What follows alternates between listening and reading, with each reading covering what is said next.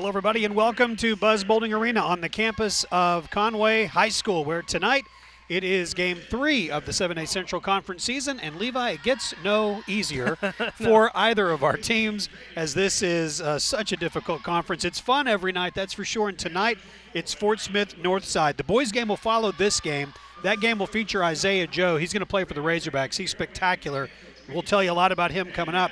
This girls' game is going to feature a Lady Cat team. They got a huge road win on Friday night, and the Fort Smith Northside team, that's a legendary program, 7 state titles since 1999. So this is a good one tonight. Yeah, everything just rolling for Conway Friday night at Cabot.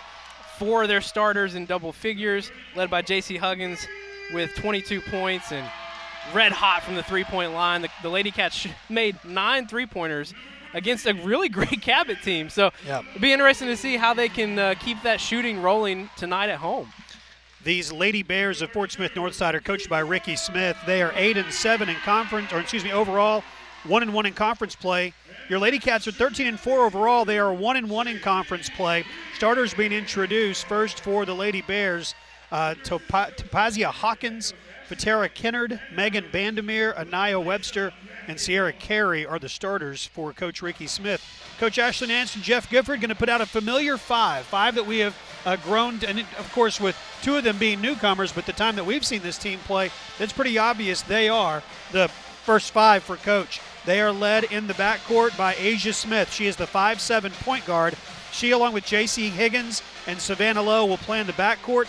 Down low, you'll find Futura Banks and Maggie Evans, and all 5 are playing good. We're seeing a depth to this team that we haven't seen in a while, and kind of a consistent depth to this team where you're seeing them go 8, 9, 10 deep. And it's so far so good for this team. Running into North Little Rock 3 times was tough. We'll get them another shot at them coming up next month.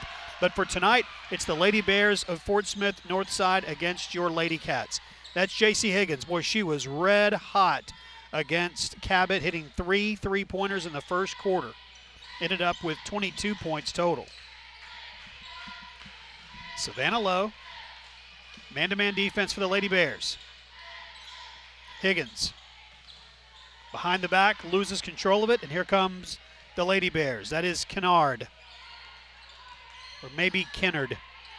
There is a chance we're going to get some names wrong tonight, I believe. I was wanting to just stick with last names, but even some of those I think I'll get wrong. In the corner, that is Anaya Webster with the miss, and Savannah Lowe with the board. Outlet. Higgins all the way to the glass and good. J.C. Higgins, if you're just seeing the Lady Cats for the first time, she is a senior, but she is new to this program. Transferred from Springdale Harbor after starting 3 years up there. 1 minute in, Lady Cats up 2-0. Kicked out of bounds by Evans. Talking to former colleague Mark Oliver, who's now doing TV for Bryant. Yes. And he was asking about Conway, because he did social media with us last year. And he's like, well, how are the Lady Cats? And I said, well, they're good. I mean, they're always good, right? Yes. But I was telling him how differently constructed they are this year.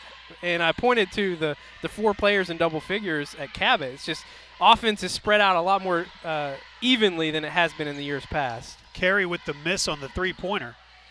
And the Lady Bears will keep it on this end. All the way to the glass and in, it's Carey. One of the reasons why the Lady Cats have kind of been built differently the last few years, actually there are 2 reasons, Jordan Danbury and Alexis Tolfree. Updates on both of those ladies that we'll have later on in the broadcast. Lex has started her collegiate career at Jones Community College down in Mississippi. And speaking of Mississippi, Jordan Danbury announced today where she's going to be finishing her collegiate career. We'll tell you about that coming up in just a little while. Basket inside by Hawkins, a returning starter for Ricky Smith. He's in his 24th year as the head coach on the north side of Fort Smith. Ball is kicked. It will belong to Conway. Jordan Danbury today announcing that she will go to Mississippi State, and that's a great women's basketball program, top 5 program.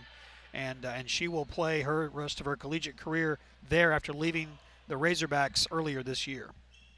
So between her and Lex Tolfree has started her career. She's averaging 15.3 points a game. And then Haley Estes, what she's doing down at Henderson is just nothing short of remarkable, averaging as a true freshman starting, averaging 10.6 points a game and 8 rebounds a game. Wow. Seems like every few nights you see another double-double from Haley Estes. So great from some former Lady Cats, what they're doing in this current group of Lady Cats. No real superstar on the team that you would.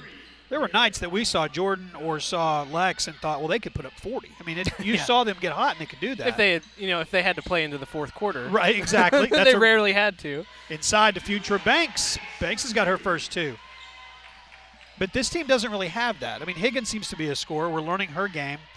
But what is different about this team is that it can be so balanced, like you mentioned.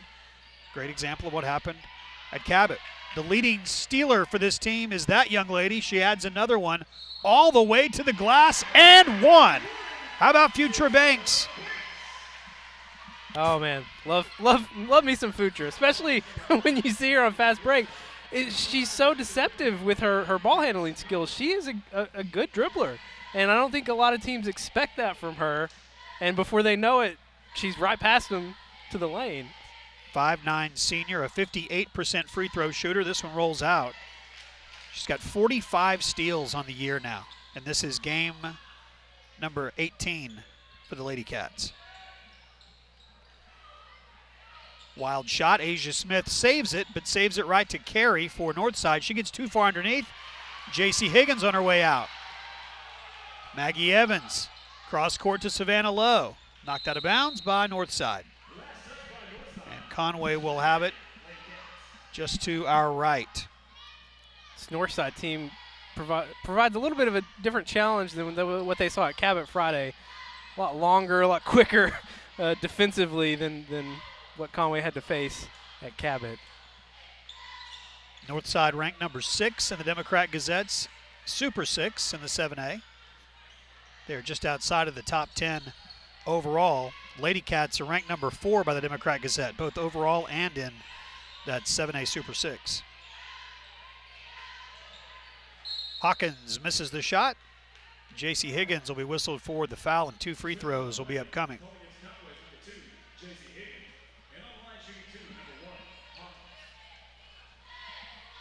Tapazia Hawkins, 5'9" senior, one of 3 returning starters for this team, along with Kennard and Bandemir. We saw it against North Little Rock a week ago. The recipe to take it to this Conway team is to pressure them. They have not handled the press very well in 2 of the last 3 games. Cabot just really didn't have the speed to do that against them. Higgins in the corner for 3. Got him. J.C. Higgins picks up where she left off against Cabot. Shooting 35% from beyond the 3-point line. It's 9-5. Such a quick release from Higgins. It didn't even look like her feet left the floor. She just flicked it up there. Carey finds a lane. It's blocked by Smith. Carey gets it back. 3-point attempt is perfect. Megan Bandemir, 6-foot senior, with a nice shot from the outside. 9-8. Lady Cats up a point. Sweet little step to the left by Savannah Lowe, and she gets the shot to fall. Savannah with 15 against Cabot. First 2 of the night here. Halfway through the first quarter, pretty brisk first quarter. 11-8. Loose ball stolen away. Future Banks with the outlet to Savannah Lowe. That is classic Lady Cat basketball there. You're not kidding, brisk. I feel a little out of breath. I'm just standing here. I'm not even doing anything. 3.5 to play first quarter, then you'll get a break. Look at Future Banks. They'll give the steal to Savannah Lowe, but that was Future that caused it. Banks wants 3. Front of the rim, no good. Offensive rebound to Savannah Lowe.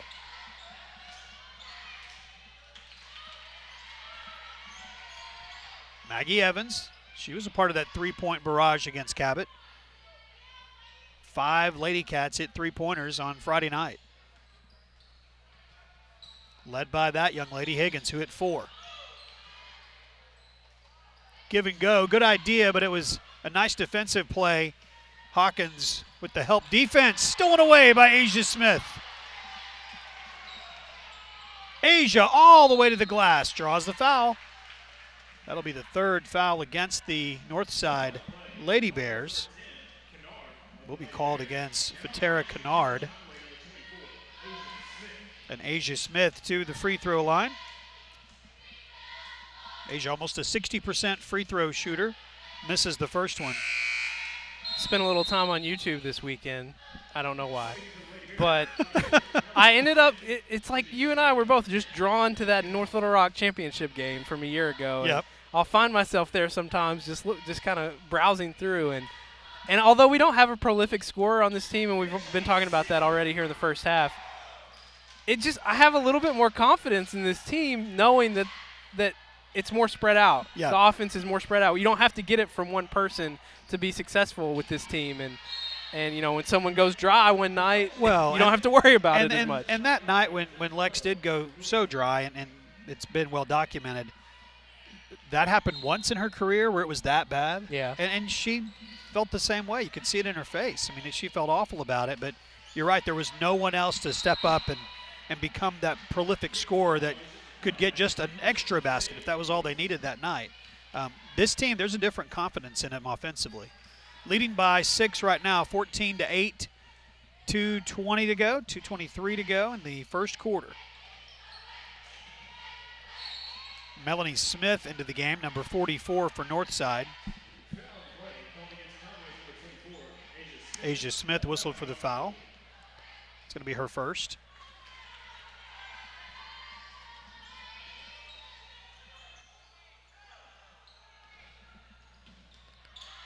In the lane, layup good. Anaya Webster. Smith loses control. The ball is on the ground. Jump ball. It's going to go the other way, it looks like. Banks just had one hand in there. She got the jump ball. That was nice. North Little Rock and Little Rock Central set atop the 7A Central girls standings right now, both 2-0. Conway, Northside, Mount St. Mary, and Southside all 1-1. So we say they're big games. They're all big games. But this one in particular. Lady Cats kind of in a little catch-22 tonight because this Northside defense is just so much quicker than what they've played, especially against Cabot. And they want to push. That's in their nature, right? They want to push when they get a rebound. But I just don't know if that's the way to go tonight because we've seen so many steals already here in the first quarter. Yeah, maybe a little more of a half-court game. You see if there will be some adjustments made at halftime by Coach Nance and Coach Gifford. Savannah Lowe, top of the key, dribbling between the circles. Tries the entry pass to Banks. It's knocked away by Webster. She goes all the way in for the layup. 4 points for Anaya Webster. Approach 1 minute to go in the first quarter.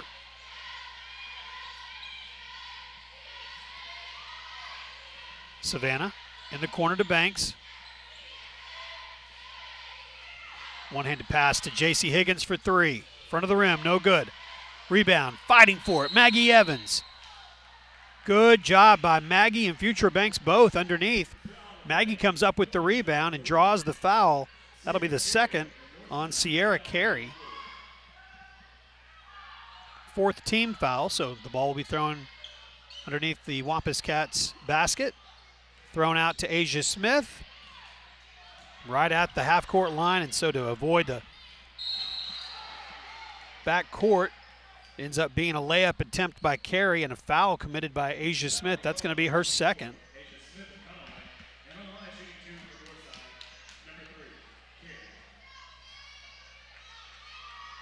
Carey at the free throw line after taking a pretty good tumble there. And with 50 seconds to go in the first quarter, chance here for Northside to tie the game up.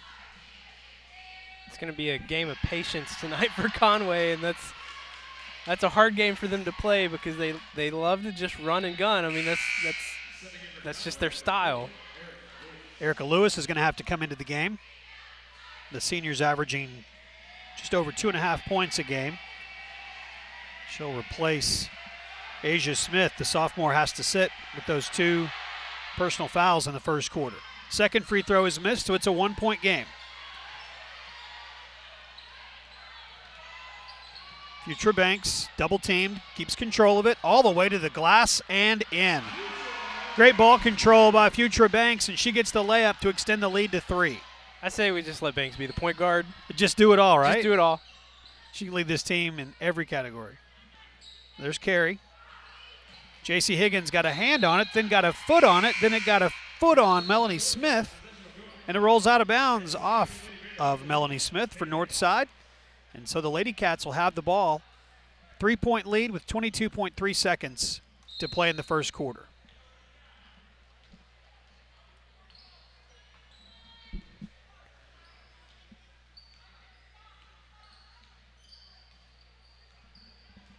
Coming up on the final 10 seconds. You can see the clock on your screen.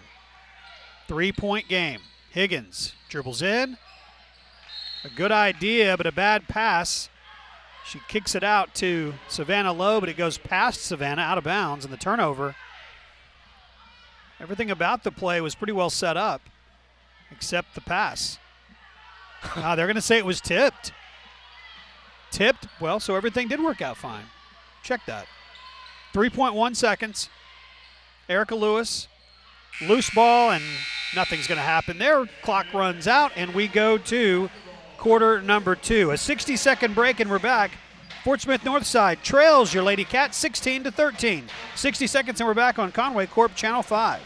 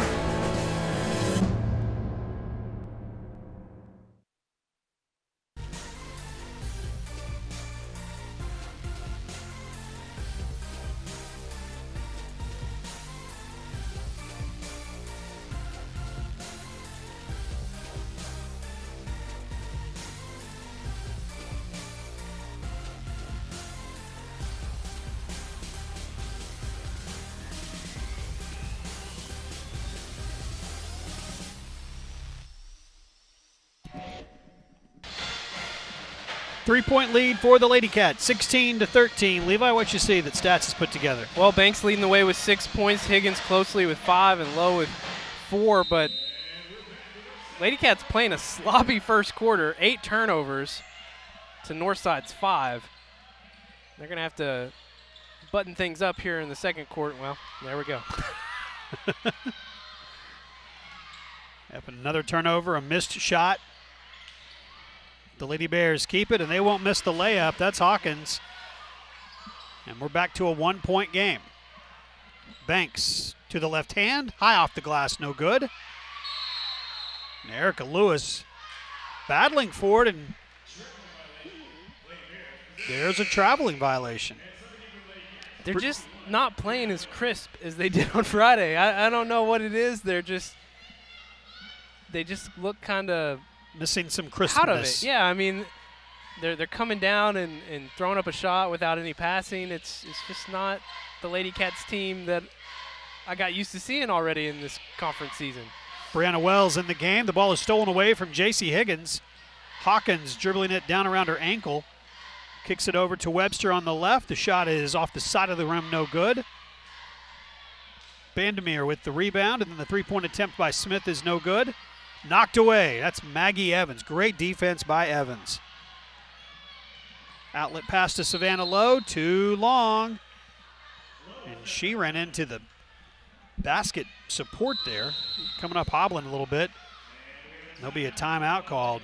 7:04 to play in the first half. Lady Cats lead by a point, 16-15. We're back in 30 seconds on Conway Corp Channel 5. When someone you love is in the hospital, you want to feel helpful.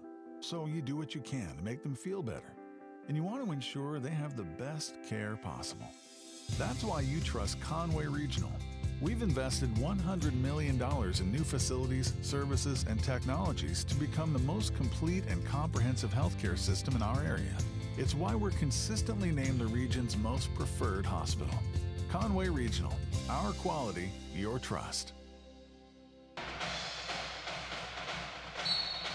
16-15 is our score with 7:04 to play in the first half. The sloppiness has continued. The this first minute of the second quarter, Levi. Yeah, and it's not just the errant passes and the sloppy shot selection. You're not seeing as many Lady Cats crashing in to try and get rebounds. Last week against Cabot, 26 of their points, or no, scratch that, 21 of their points came off second chance opportunities. And they're just not, I don't know, they're just not playing like we're used to seeing them play. And they're certainly not in any position where they need to be concerned about foul trouble. Asia does have 2, but nobody else is in any sort of trouble at all. In fact, there's only been 3 team fouls, but another steal. Higgins has her pass stolen away. And there's 4 quick points, and it's now a 3-point lead for Northside over Conway. J.C. Higgins dishes to Maggie Evans. The shot never goes up. It goes out of bounds, and Conway's going to keep it. Like to see J.C. be a little less unselfish there and go ahead and go up for the shot. Wells out to J.C. Higgins. Good ball look. Pass to Savannah Lowe, and Savannah drains the three-pointer. 39% on the year from beyond the three-point line. She's always had such a pretty shot when she gets those shoulders squared up. Knocked it down again there and tied it at 19. We're 6 minutes to play in the first half. She was in the lane for a really long time. It wasn't called. Three-pointer is no good. The rebound is no good. Another try at it is no good. Free throws upcoming. These Lady Cats are making me frustrated up here. I mean, if you were Coach Nance, what would you say? If I was Coach Nance, I might go to the second 5 here for a I was wondering bit. how long it'd be till we saw that. Webster misses the first free throw. We remain tied at 19. I'll give them some credit. That last offensive possession, that's the Lady Cat basketball we want to see. That extra pass, unselfish play. But then defensively, they come down. They don't block out anybody. Nobody's trying to get a rebound. Here again, nobody's blocking out. I just don't know what's going on. Yep, another offensive rebound, but the Lady Cats come out of there with it. Future Banks, the layup will not go. And 3-on-2 for Northside. JC steals it. Higgins with the steal. Finds Savannah Lowe across the timeline. 3-on-1 for the Lady Cats. Out of bounds. No signal yet from the official. He's going to say it was off of Conway. It's just like they're taking every easy thing for granted.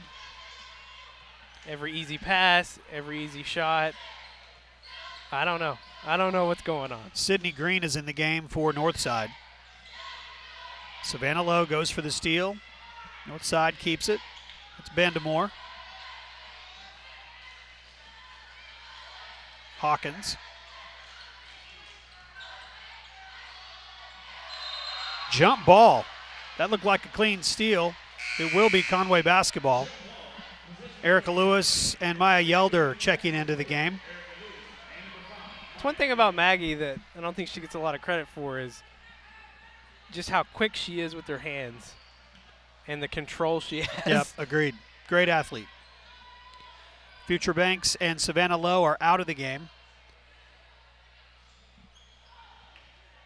Asia Smith's going to come back in. She'll replace Maggie Evans. So it's Yelder, Lewis, and Smith in the backcourt.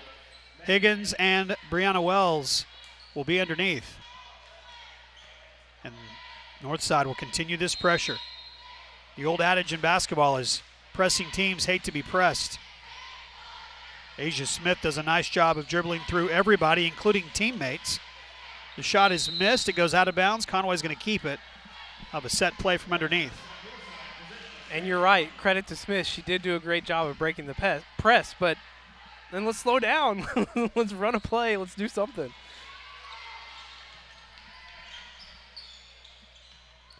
Brianna Wells battling inside. Good idea. She was able to get open. JC's pass just needed a little more air under it. Instead, it goes out of bounds.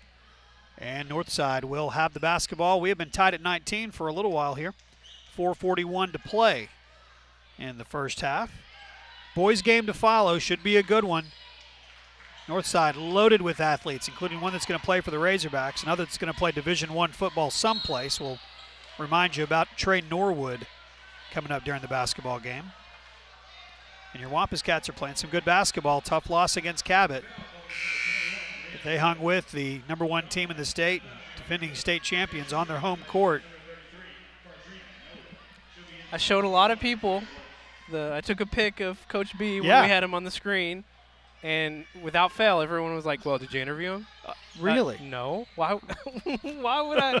Why would I go bother him? I'm working. That's right. He He's should have working, interviewed you. you Yeah, know? that's right. I mean, he was come on. working. Hawkins for 3. No good. Another shot that's missed by Bendamore.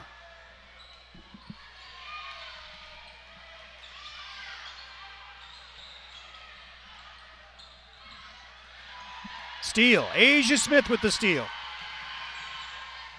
Asia off the glass and good. It's 21-19.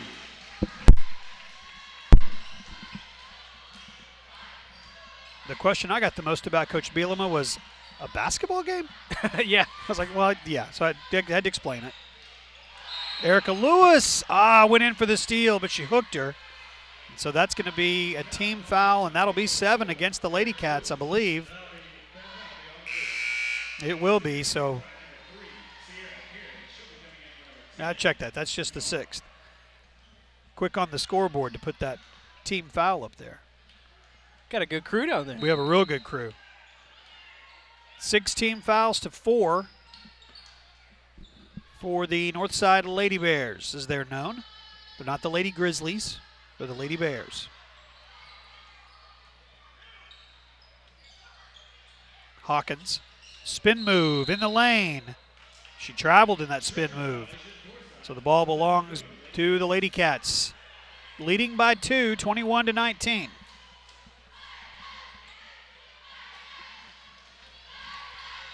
Good defensive possession by the Cats. You got your not starting 5 in right now. Good dish from Higgins to Nolan. And a timeout called by Ricky Smith and Northside. Lady Cats up by 4 with 3:17 to play in the first half. We'll take 30 seconds and come back on Conway Corp Channel 5.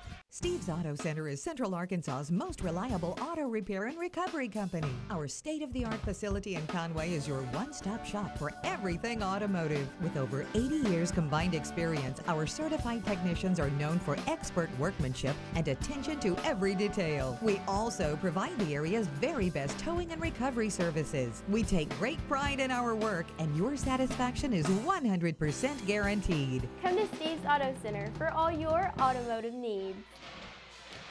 Coach Ashley Nance talking to the Lady Cats. Tough game tonight so far, leading 23-19. Want to remind you that we will be back with the Wampus Cats and Lady Cats this Friday night when they are on the road at Little Rock Central, taking on 2 very good programs at Little Rock Central. The ladies for Little Rock Central are 13-1, and the guys are 11-5.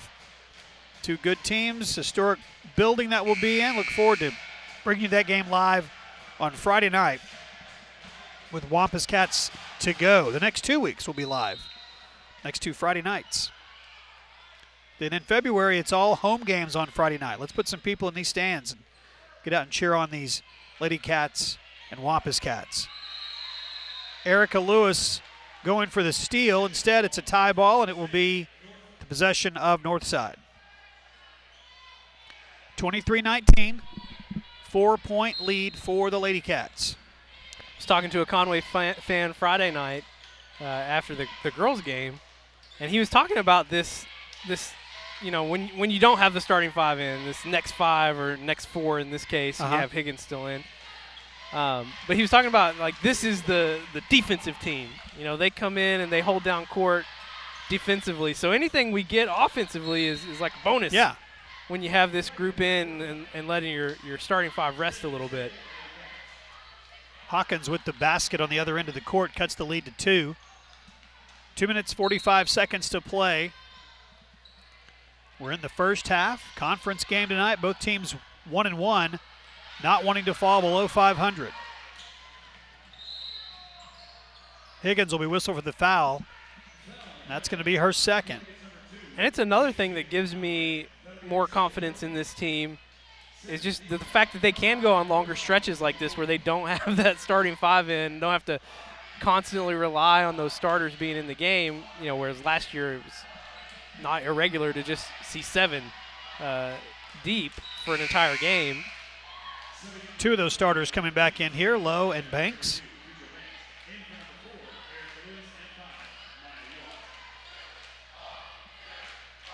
One-point game, Conway leading.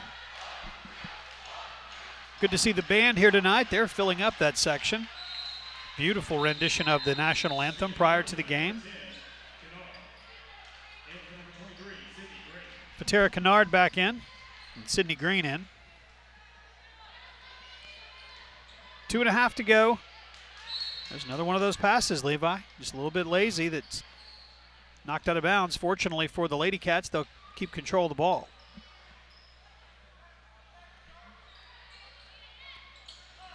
Good pass to Higgins. She'll break the press. And a charge. That is going to be her 3rd. Maggie Evans in the game, and Higgins will have to sit with 3. Everybody's just playing a little out of control tonight.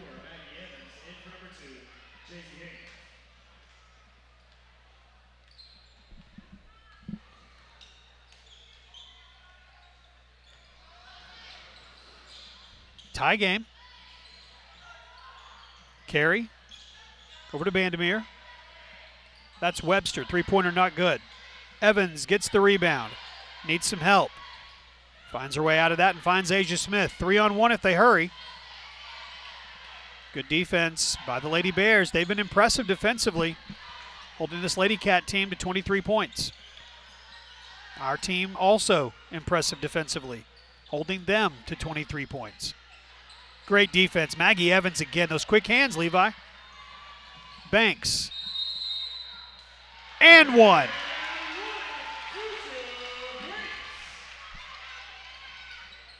Futura Banks will go to the line. The senior gets the ball to go. She will attempt a free throw here that can extend the lead out to 3. Banks still leading the way for the Lady Cats tonight with 8 points. Had 11 against Cabot on Friday night, averaging 12.4. We've got 1:45 to go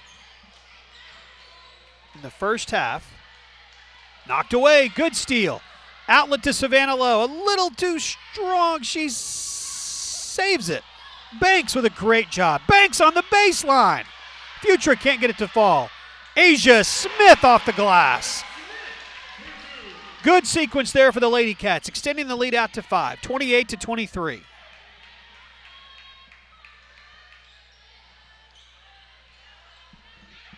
One 3-1 zone. Seen it for as long as we've seen Coach Nance's teams here. Brianna Wells will check back in. Katrina Nolan out. Some good minutes for Katrina.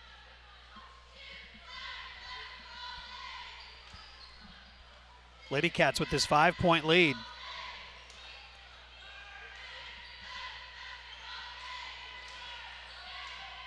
Good look in the corner. 3-point attempt is no good by Kennard. Smith following the rebound from Banks. Evans, soft off the glass, can't get it to go. I think it's just time to call it. As soon as we break the press, just stop. Yeah. Collect yourselves. Let everyone get down. Let's set up a play and run it. I know they're not going to do that, but I'm just saying, maybe we try that. Maybe. It will be interesting to see if there are any changes to what the Lady Cats are doing in the third quarter when we come back from halftime. Loose ball knocked away. Another steal for Banks. Futura along the side of the lane and in 30-23. My one caveat is if it's Banks, just let her just do what she needs to do. 7 straight points after the game was tied at 23 for the Lady Cats. Final 15 seconds of the first half. Evans, good job defensively. Got a hand on it. Ball doesn't go in. She grabs the rebound. 3 seconds to go. Savannah Lowe can't get the shot up, but that's a good end of the quarter for the Lady Cats. 30-23, the Lady Cats scored the final 7 points of the first half to take that 7-point lead. We will take 60 seconds here and have our halftime, and then we'll come back with stats from the first half and the third quarter. That's coming up on Conway Corp Channel 5. Located on Robinson Avenue next to Laurel Park, the Conway Regional Rehabilitation Hospital is one of only 4 licensed inpatient rehab hospitals in the entire state. Patients are cared for by specially trained staff under the direction of an on-site physician who specializes in rehabilitation medicine. Conway Regional Rehab Hospital, your choice for comprehensive care to bring you one step closer to home.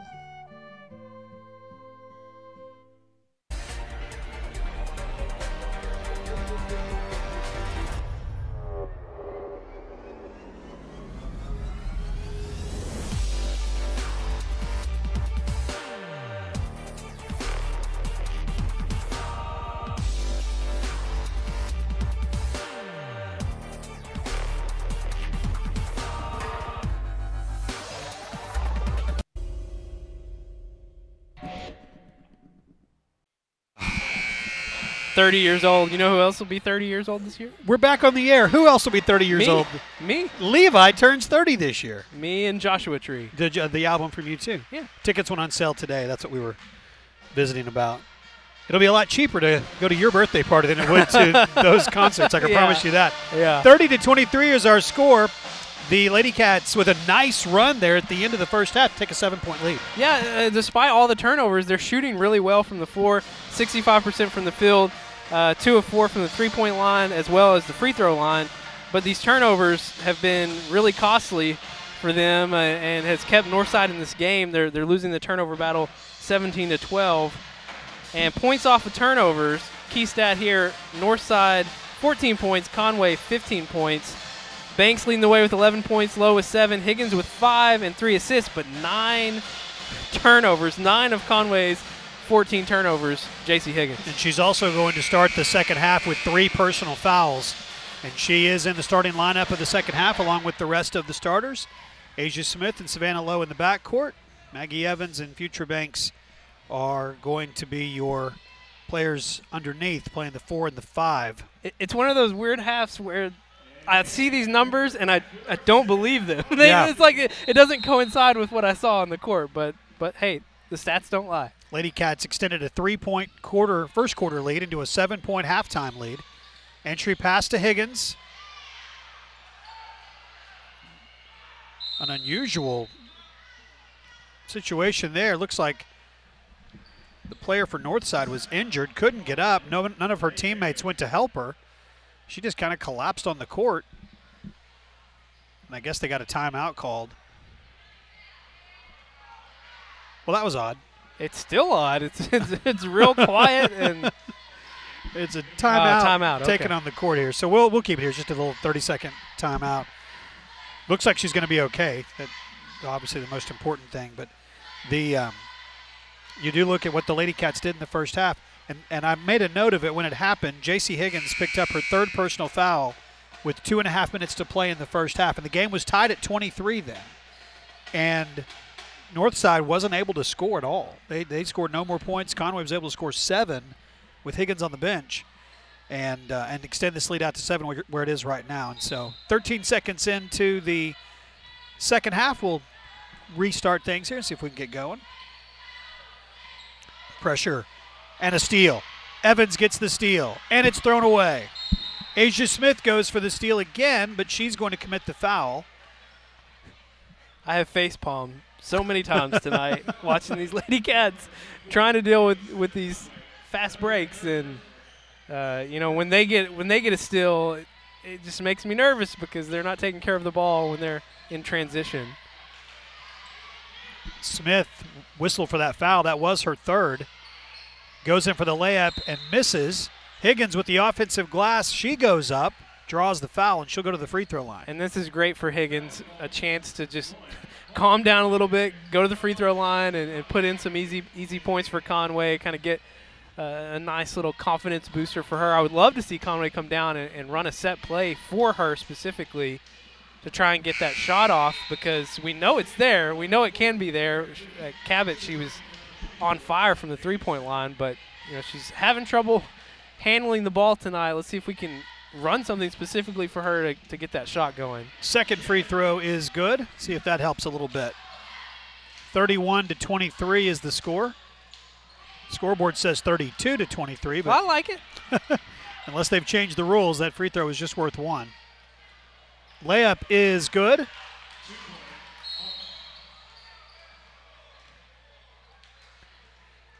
And a foul is going to be called underneath on Anaya Webster.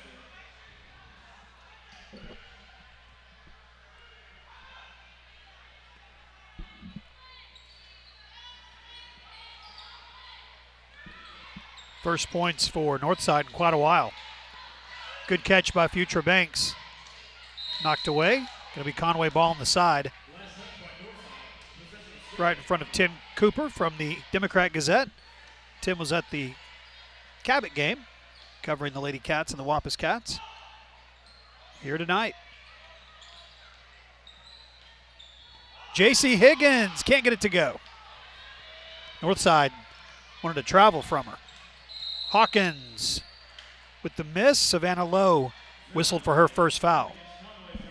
One thing that I think is really underrated about Savannah's game is just how even-keeled she is at all times. I've never seen her get upset, up or down, get emotional about something.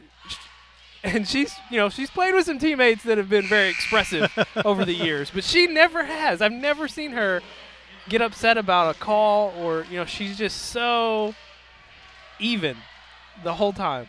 I respect that. Second free throw is good. It's 31-26. Alyssa Wells is in the game for the first time. Travel.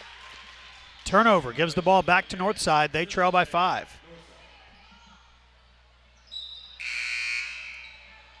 And Maya Yelder will come in place of Erica Lewis.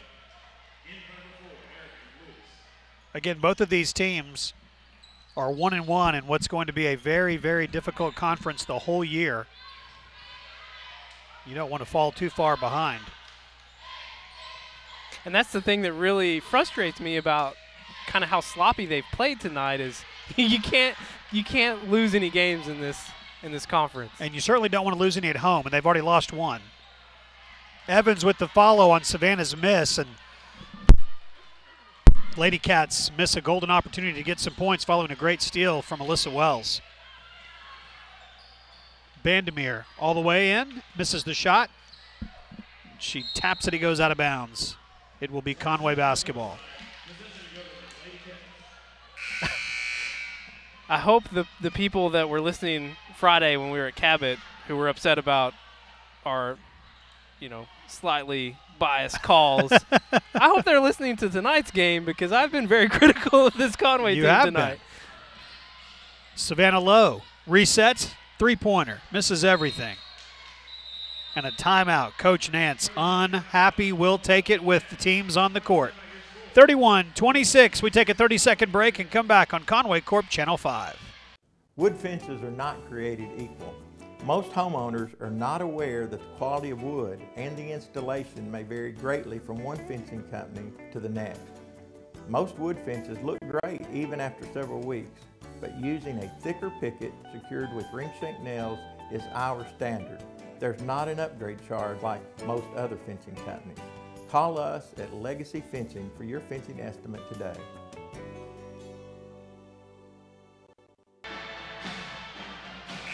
Coach Nance, very unhappy, Levi, with some of the choices that her team is making right now. The Lady Cats leading by 5, 6 minutes to play in the third quarter.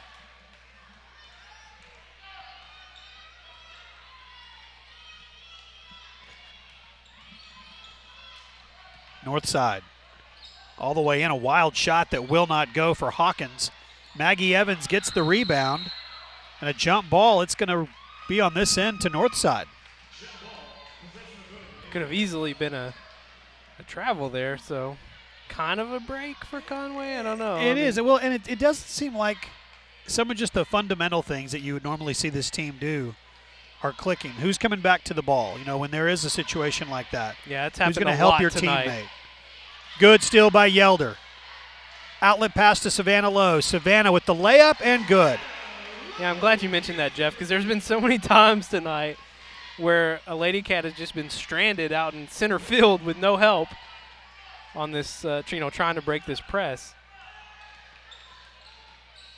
That's Kennard. Alyssa Wells, she tipped it out. Did it go off of the Lady Bear? Nope, they're going to say it's off of her. And so it'll remain Northside basketball. 5:09 to play, third quarter. Alexis Evans and Sydney Green check in for Ricky Smith. See Coach Smith standing there at the bottom of your screen. Long time head coach. 24 years he's been at Northside. Coached them to 6 state championships, including 4 in a row. 99, 2000, 2001, and 2002. In the state's biggest classification, Northside were the state champions. Wild shot by Future Banks, won't go. They kick it back out to Savannah Lowe. Savannah to Maggie Evans. Back to Savannah. They'll say she traveled with it.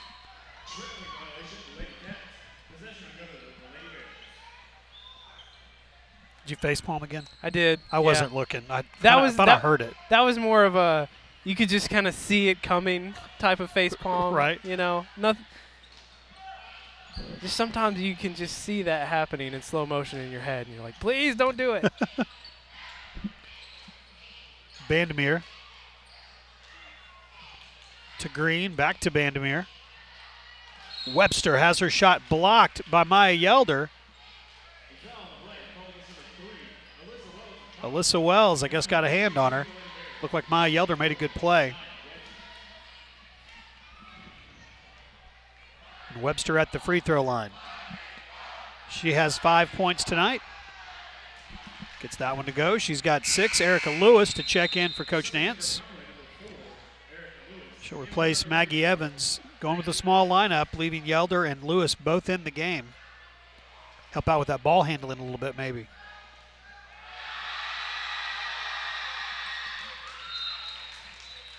Free throw line's been kind to both teams tonight. Both teams shooting 50% at the free throw line in the first half.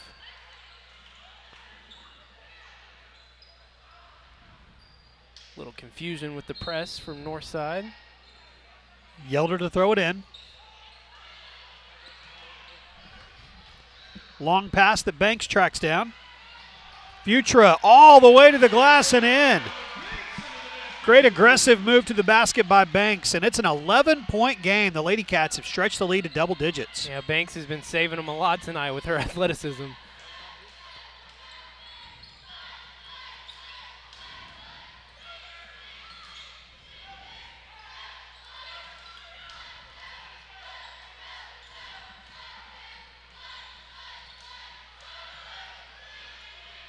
Bandemir double teamed, out of bounds, off of Bandemir. Coach Smith quickly, or excuse me, Coach, Ricky Smith sends in Sierra Carey, will pull Bandemir out. Great lateral movement there from the Conway zone defense, as Northside was just slinging it around the court. Conway defense moving in step with them.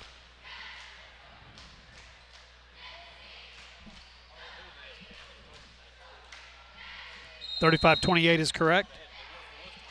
Okay. 35-28 is our score, so it was not an 11-point game. It's a 7-point game. I kind of wondered how I missed us getting to double figures, but I was going to trust it. I shouldn't have. Futra Banks for 3, knocking it down. Futra. She's shooting 41% from beyond the three-point line. 16 points tonight. And we were talking about this in the first half. You just don't know where the points are going to come from sometimes with this team in a good way, because it's so spread out. One night it's Higgins, one night it's Lowe, one night it's Banks. Well, this is a top 6 team. This Northside team is one of the top half of the teams in 7A in the state. And the Lady Cats are beating them by 10, and they're not playing well. No, they're not at all.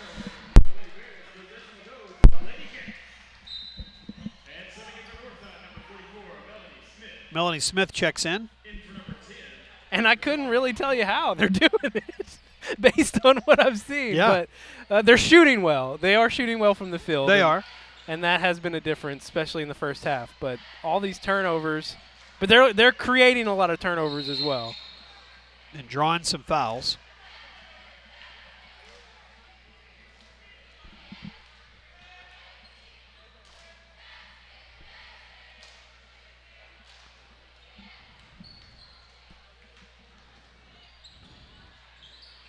Lewis takes the inbounds pass, back to Yelder. Man-to-man defense for Northside. 3 minutes to go in quarter number 3. Yelder, and 1. How about the sophomore? 5'8" guard Maya Yelder, averaging 2 points a game in her limited minutes, but she's got a chance here to better that.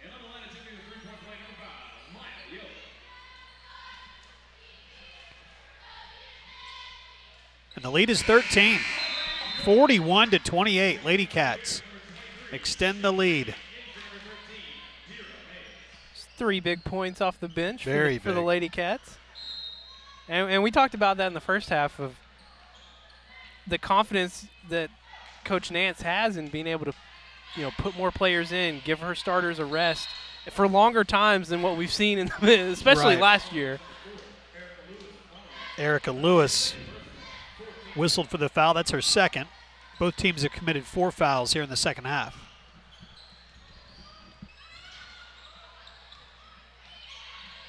Hawkins. Double dribble called on Yelder.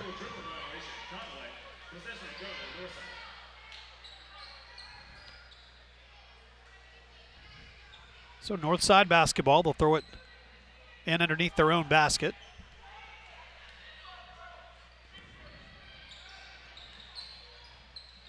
Melanie Smith stepped inside the three-point line and knocks it down. Banks to Savannah Lowe. 3-on-2. Savannah to the left hand. Cannot get the layup to fall. Ball is still loose. And they will whistle a foul on Savannah Lowe. I mean, if you just watched their fast break plays tonight and saw the outcomes of only those plays, you would not think that they were up by 11 points. No. I guarantee you. At all. But they are, thankfully, if you're a Wampus Cat fan or Lady Cat fan.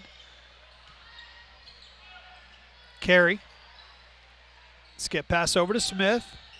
Well, she thought about another long shot. Back to her from 15. Front of the rim, no good. Fighting for the rebound. They're going to call a jump ball. Possession arrow belongs to the Lady Cats.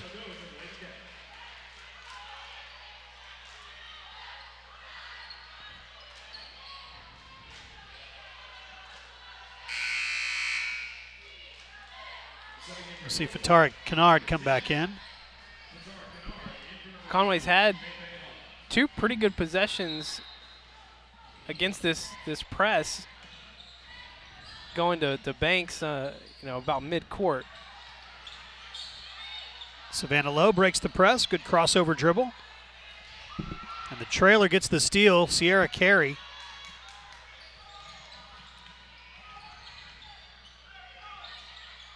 Double team, steal. That's Erica Lewis that gets the steal this time. Misses the shot. The follow is good. Yelder's got 5 points off the bench, and the lead is back to 13, biggest it's been all night. And it's a nice area of development for this Conway team to have someone come off the bench and put up some good minutes and some good points.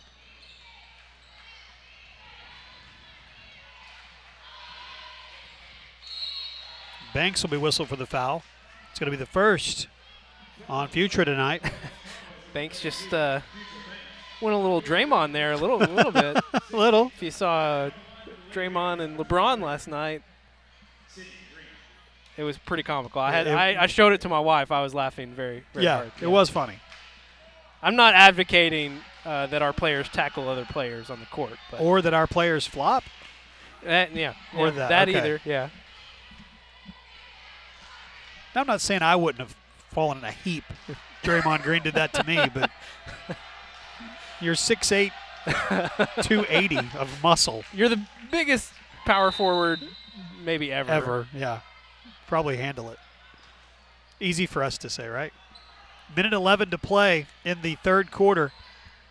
Lady Cats have extended their lead just systematically from the first quarter. Led by 3, led by 7. They're up by 11 right now. See what they can do with the final 71 seconds here. As critical as I've been on them tonight. And you have been. They do just keep going. You know, they don't stop. They just keep going, and it's volume. You know, it's just sheer volume over the course of a game. They end up with an 11-point lead because those shots just keep coming. The train does not stop. Futura Banks at the free throw line here, looking to add to her team high, 16 points. It's the McDonald's principle, right? You can sell a hamburger for 99 cents as long as you sell a gazillion of them a day. True. Volume. Volume. Okay. It's about volume.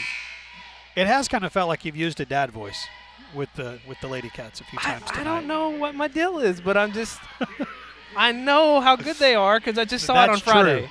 I just saw it Friday. Yeah. There was something about that building too. It was fun to be back in there.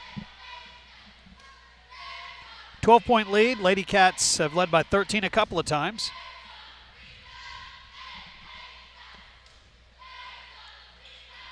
Shot is missed, but the follow is also missed. Savannah Lowe too strong with the point-blank follow shot. 1 minute to play in the third quarter. Wells to Lowe. Knocked away. Layup, good. It's a 10-point game. 2-on-1. Oh, Maya Yelder. Missed the shot, but Savannah Lowe gets the follow. Back up to 12. Yelder faked us all out. I thought she was going to pass at the last second, and she just put it up there. She's got a fun game to watch. There'll be a foul called on Erica Lewis. That is going to be her third.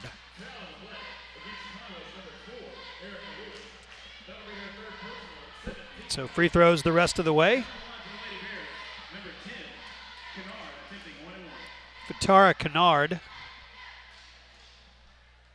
First one is missed. Ball is saved, but saved to Maya Yelder, who plays for us. Double team, got to get rid of it, get her some help. Instead, there's a foul. That'll be the 6th team foul. So Conway will throw the ball in on the side. We see KK Ashworth for the first time tonight. The senior, 5'7", is committed to play her college ball at CBC. She'll stay in Conway to do that.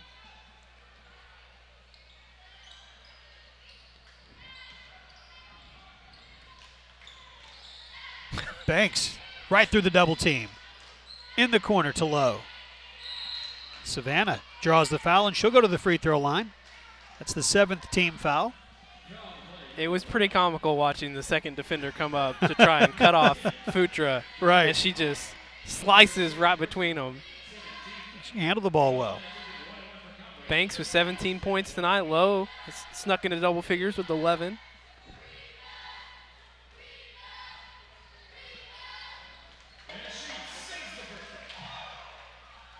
Back to that 13-point lead.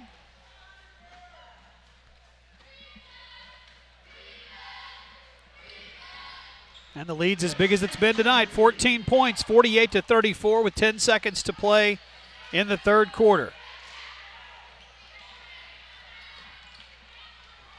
Bendemeer has her shot blocked, and that's going to do it. The Lady Cats have extended their lead each quarter, and they lead 14. They lead by 14 as we go to the fourth quarter. We'll take 60 seconds and come back on Conway Corp Channel 5. Odd Insurance has been protecting what's important for over 100 years. And while Conway has changed over time, our commitment to be there when you need us most hasn't. We are still your local independent agent for all your insurance needs. And being independent means we have options. More companies, more agents means more options for you.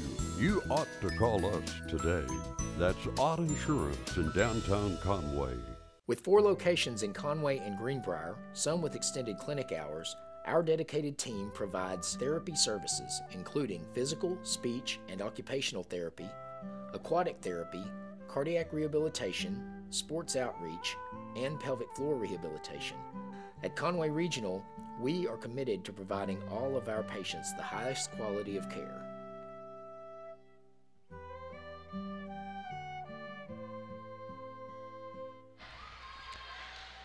Give a shout out to the band tonight. They're called the Courtside Cats, Levi. They've got a banner over there to our left, and maybe get a shot of those guys, gals during the second game tonight. They've been great. They just ran out to midcourt. I like their rebranding effort. I like how they get out on the court. Even the national anthem, they had their trumpets out on the court. It was nice, very nice. Great addition to a fun environment here, watching the Lady Cats and Wampus Cats play basketball. Conway shooting 53% from the field and had an 18-point third quarter, their highest quarter tonight. Three-point attempt is no good by Carey. Ball goes out of bounds. It'll be Conway ball. Yeah, outscored Northside 18-11 in the third quarter. Led by 3, led by 7, now lead by 14 after the 3 quarters of play. The McDonald's principle. That's right, That's volume. what I'm going to call it. From 99-cent, volume. lots of burgers. Savannah Lowe, back to Higgins. JC finds Maggie Evans. Good look to Banks. Boy, Maggie Evans with a great pass, and Future Banks moving without the basketball. Gets the layup to go. It's 16 points. 19 points for Banks. She's getting close to 20, making a huge game for her offensively. She's the second leading scorer on this team. Savannah Lowe leads the team with 14.8 points a game. Future second with 12.4. And on the strength of JC's 22 points on Friday night, she has now joined them in double figures. She's averaging 10.1 points per game. So 3 Lady Cats averaging over 10 points a game. Lady Cats lead by 16. There's a timeout on the court. We'll take it with the teams. A 30-second break, and we're back on Conway Corp Channel 5.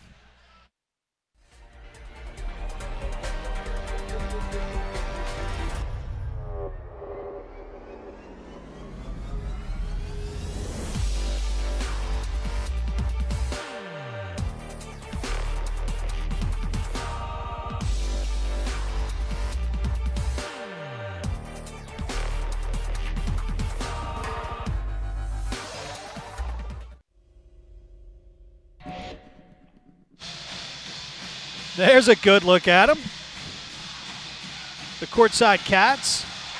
Courtside Crazies. Right? More like I it love tonight. it. Some of my favorite memories of Wampus Cat and Lady Cat basketball were those years that the Conway Crazies, led by Ben Reiner's the one I think of the most, when they would just fill that student section all the way to the top, and they made things so difficult in this building for the visiting teams. And fun to see the Courtside Cats here tonight. Shout out to those young men and women for adding a lot to the festivities tonight. 24 is Asia Smith, and she has whistled for her 4th personal foul on that charge. Basket doesn't count. Remains a 16-point lead for the Lady Cats. Wampus Cat game will follow. Stick around for that. Cats taking on Fort Smith Northside, led by Isaiah Joe. He's a junior that's committed to play for the Razorbacks. Megan Bandemir with the basket. Sweet little 12-foot jump shot by Savannah Lowe. She's got her average. She's at 15. Week ago, we saw a big lead dissipate for Conway in the fourth quarter. At Cabot on Friday, we saw Coach Nance hitting them hard, telling them finish the game. Well, would love to see Conway just lock them down here in the fourth quarter and finish this one out. What's been kind of an up and down, mostly down game, but up in the scoring. Yeah. Let's find a way to close this game out on a positive. Higgins to Maggie Evans. Skip pass to Smith in the corner. Savannah Lowe dribbles out, finds an open look, and drains it. 17 on the night for Savannah Lowe. Now this looks more like the Lady Cats we're used to. but also the starting 5 are finally on the court again together. We haven't seen much of that.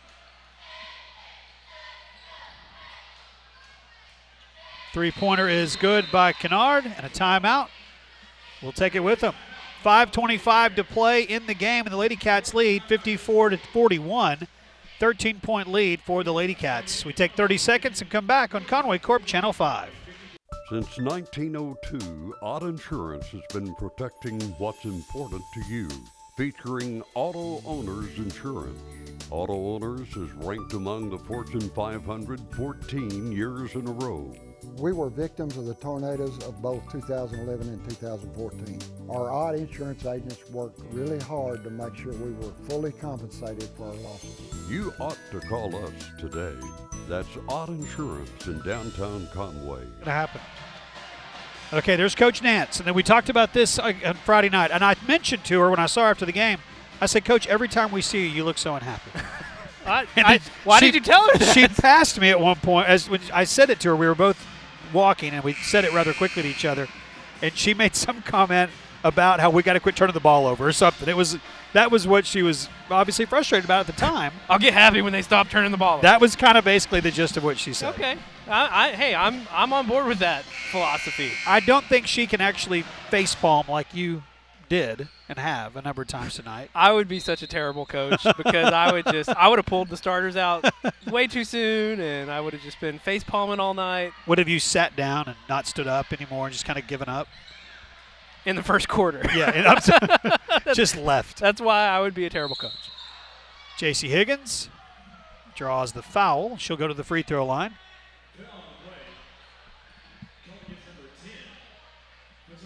Coming out of that timeout, the timeout before, Northside comes out on 3 straight possessions and scores. And Conway, they had 2 possessions where they scored. But Conway's offense has kind of come back to life here in the fourth quarter, but that Northside offense still putting up points as well. Free throw misses off the front of the rim. 54-41. Foul, and that's going to send Northside to the line. And this is where teams can get in trouble. This is one of the things that hurt the Wampus Cats on Friday night in that boys game, is that Cabot never missed. They went to the free throw line and just kept hitting everything. No time was off the clock, and they would hit them, never could catch up. And so the Lady Cats have got to be careful of this. We've still got 5 minutes to play. They're up 12, but there will be 2 free throws shot for the rest of the game anytime that there is a foul called. And those were 2 pretty confident free throws knocked down right there by Tapazia Hawkins. So now the lead is 11, 5:02 to play. Finish the game. Finish the game. No, that's right on. Maggie Evans out, Future Banks in.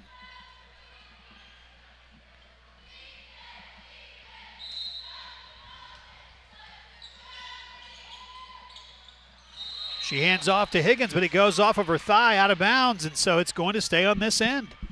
Higgins, bless her, man. She's just had one of those nights.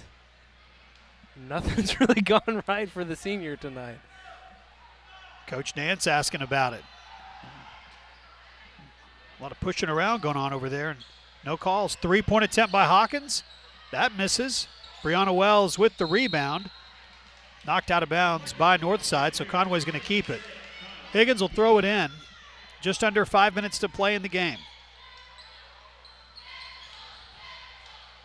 She finds Future Banks. Future triple teamed. Comes out of there with it, of course she does. All the way to the glass. Oh, man. I mean, seriously. Future Banks doing it all. 21 points tonight for the senior. I mean, how many times have we seen her go end to end and finish?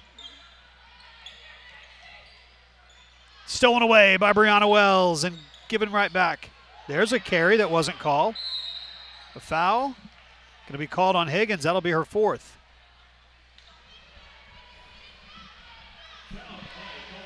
So here we go again, back to the free throw line. It's Megan Bandemere, 6-foot senior, returning starter, good shooter for Ricky Smith.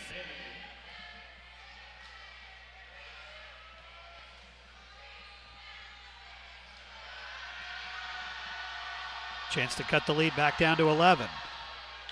Free throw's missed.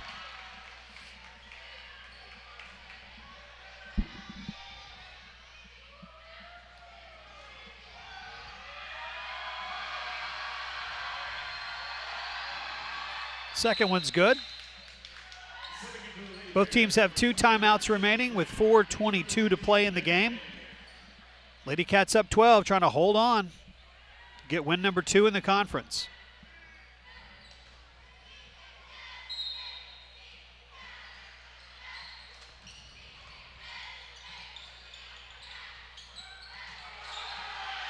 Higgins. She is fouled. That's Anaya Webster. Second on Webster. And Higgins at the line, a chance to add to her 6-point total tonight. It's been a quiet 6 points for her. She spent a lot of time on the bench in the first half, but she still has a chance here to get into double figures before the game's over. Yeah, still plenty of time. She'll handle the ball a lot. They'll probably foul her a lot. She will get a chance to go to the free throw line. Now, I know I mentioned it earlier, but I would love to see them come down and run a design play for her. As hot as she was on Friday at Cabot. Kind of run her off a pick. And three-pointers in that first half. Yep. You know, give her a chance to knock one down. Both are good here. She's got 8 points.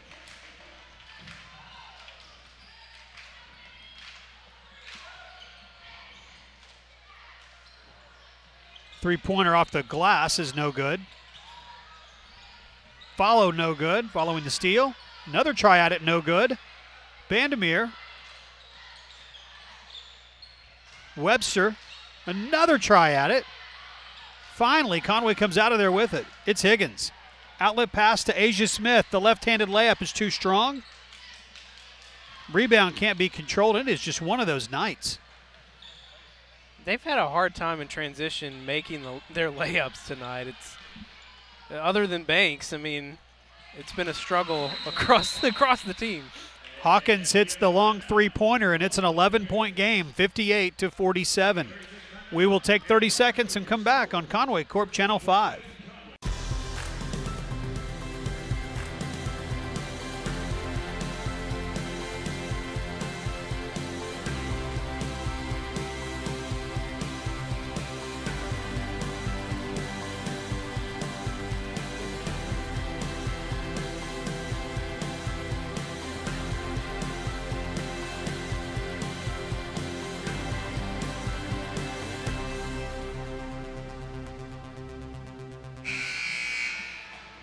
Lady Cats up by 11, 58-47. They got some words during that timeout. That's the gentle way to phrase it. 3:33 to go. Future Banks. It is stolen away. The layup is missed. Asia Smith comes out of there with it. Finds J.C. Higgins. To Brianna Wells, misses the layup. Levite continues. What is going on underneath like that? Woo. Future Banks sends it in to the second row. Well, Coach Nance says it all the time. An ugly win's better than a good-looking loss. Yeah, true. But man, oh man, I mean, they have not passed the eyeball test tonight. I'm not certain how they're up by 11. It just doesn't seem, based on the way they've played and all the turnovers, it just doesn't seem possible, but I'm glad they are. It's going to be a foul called on Hawkins for the Lady Bears. And so 2 free throws upcoming for Savannah Lowe.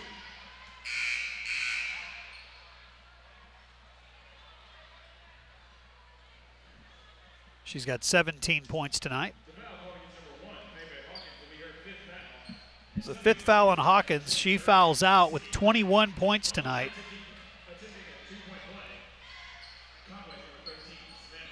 Two free throws upcoming here for Savannah. It's a good break for Conway. The 21 points going to the bench. 18 points for Savannah Lowe. Came into the game the leading scorer for this team, averaging 14.8. 19 points for Savannah Lowe.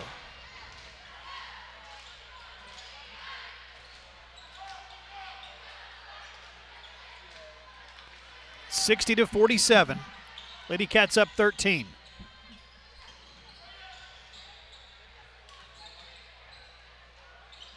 Nice little move to the left, but the shot cannot fall for Kennard. And the Lady Cats, Savannah Lowe wide open underneath. Whew. It was a whole lot more exciting than it should have been. And it might have just been me. Just a little bit fearful. 62-47, a 20-point night for Savannah Lowe. She joins Future Banks with more than 20. Carey has it knocked back to her by Future Banks. Kennard to Carey. She'll go to the left hand, cannot get it to fall. Follow won't go. Free throws upcoming for Webster. So Friday you get 4 players in double figures. Yes. One of them with 20 points. Tonight, just a little bit different spread. You get 2 players with more than 20 points. That's right. A few players close behind. Anyone with double figures? Higgins is getting close. Lowe and Banks both with 21. Yeah, Higgins has 8. And then a few players with 5. So just a different way to get the offense going tonight. 62-48. Stats telling us that Savannah's got 21 points. They've got 20 on the board for her here in the arena, but actually 21.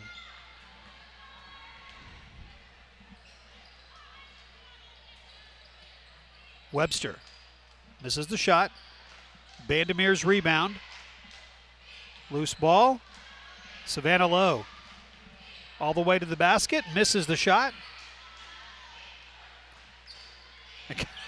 Coach Nance just about facepalm. Yeah. She just about did it. We both just looked straight at her. Yes, as soon as that happened. Well, let's see what her reaction is here when Asia Smith makes this layup. There we go. Looks up at the scoreboard and says 90 seconds and let's get out of here. 64-48. 5 new Lady Cats coming to the scorer's table. Will come in with the next whistle, which will be right now. It's about the ugliest 16-point lead you've ever seen. And I don't mean to be they harping on them. I think they'd say the same thing about their performance tonight. But man, it's been a strange game. Like I still don't understand how they're up by 16. Just based on what I've watched. Right. 64-48. Coming up on 1 minute to play. Three-pointer is no good. Out of bounds. Going to stay on this end. Maya Yelder. She'll throw it in. She's got 5 points. It's KK Ashworth to Erica Lewis. Alyssa Wells. Lewis to Ashworth. Out of bounds, going to go the other way with 48 seconds to play. Want to remind you, following this game, we'll take a quick break and get ready for the guys' game, and it promises to be a good one. Your Wampus Cats playing some very good basketball right now. Good to be back home, but against a Northside team that is loaded with talent, including one player that's going to play for the Razorbacks. His name's Isaiah Joe. He wears number 10. He's a 6'4" shooting guard. A week ago tonight, he was 10 of 12 from beyond the three-point line against Central. Scored 34 points down at their gym, where we'll be Friday night. He's good, and it'll be fun to watch him play and see who gets him defensively. I would imagine KD will end up with him a lot. Lady Cats looking to improve to 14-4 overall, but more importantly, 2-1 in conference play. Take care of business here at home. This is a tough, tough conference, and You don't want to have to go on the road to play catch-up. They've already got to make up one road game against North Little Rock that they lost here. Let's win all the rest of them here, though. 64-49 following the missed free throw. And Maya Yelder bring it up court slowly. Across the timeline, and we'll have the final few seconds, see if they can run off with no whistles.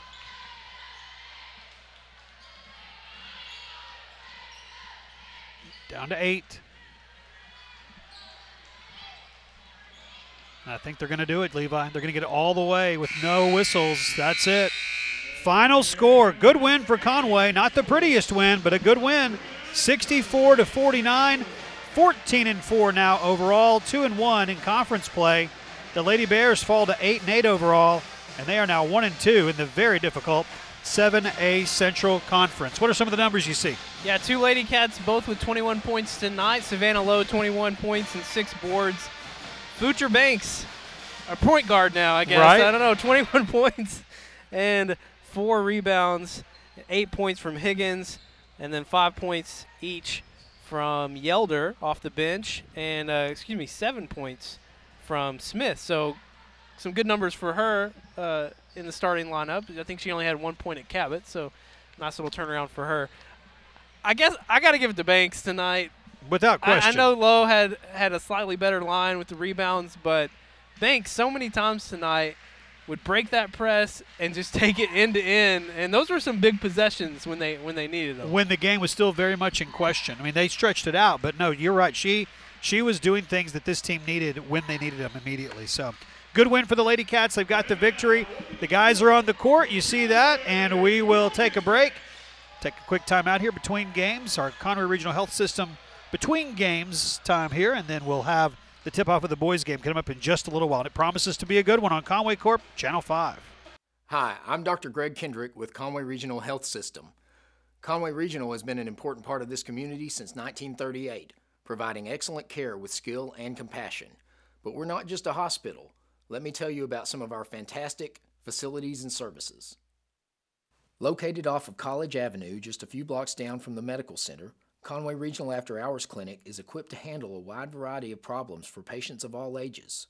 If you need urgent care, and it's after work or on the weekend, the Conway Regional After Hours Clinic is open 7 days a week with no appointment necessary. Conway Regional After Hours Clinic, your best option for after-hours care. Located on Robinson Avenue next to Laurel Park, the Conway Regional Rehabilitation Hospital is one of only 4 licensed inpatient rehab hospitals in the entire state. Patients are cared for by specially trained staff under the direction of an on-site physician who specializes in rehabilitation medicine. Conway Regional Rehab Hospital, your choice for comprehensive care to bring you one step closer to home. Fitness is about so much more than exercise. It's a catalyst for positive change, and it affects every aspect of your life. Conway Regional Health and Fitness Center is your source for comprehensive, medical-based health and fitness programs. Dedicated to improving the wellness of those within our community, we offer something for everyone in the family. Conway Regional Health and Fitness Center, over 20 years of health and wellness in our community. With 4 locations in Conway and Greenbrier, some with extended clinic hours, our dedicated team provides therapy services, including physical, speech, and occupational therapy, aquatic therapy, cardiac rehabilitation, sports outreach, and pelvic floor rehabilitation. At Conway Regional, we are committed to providing all of our patients the highest quality of care.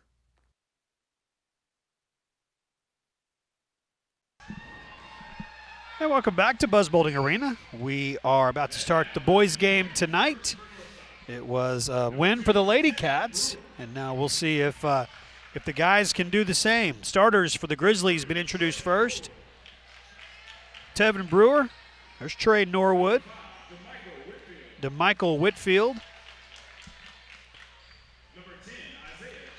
Isaiah Joe, he's their best player, one of the best in the state.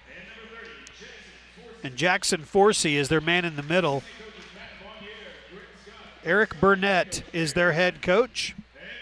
And now the Wampus Cats being introduced. Get the starters for you.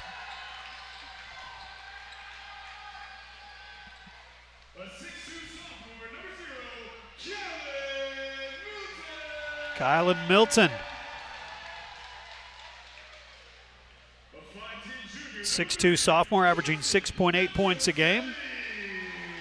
There's Carson Petrucelli. He had a nice game against Cabot the other night, 11 points. There's JT, Gentrell Taylor. He was in double figures against Cabot as well. He had 12.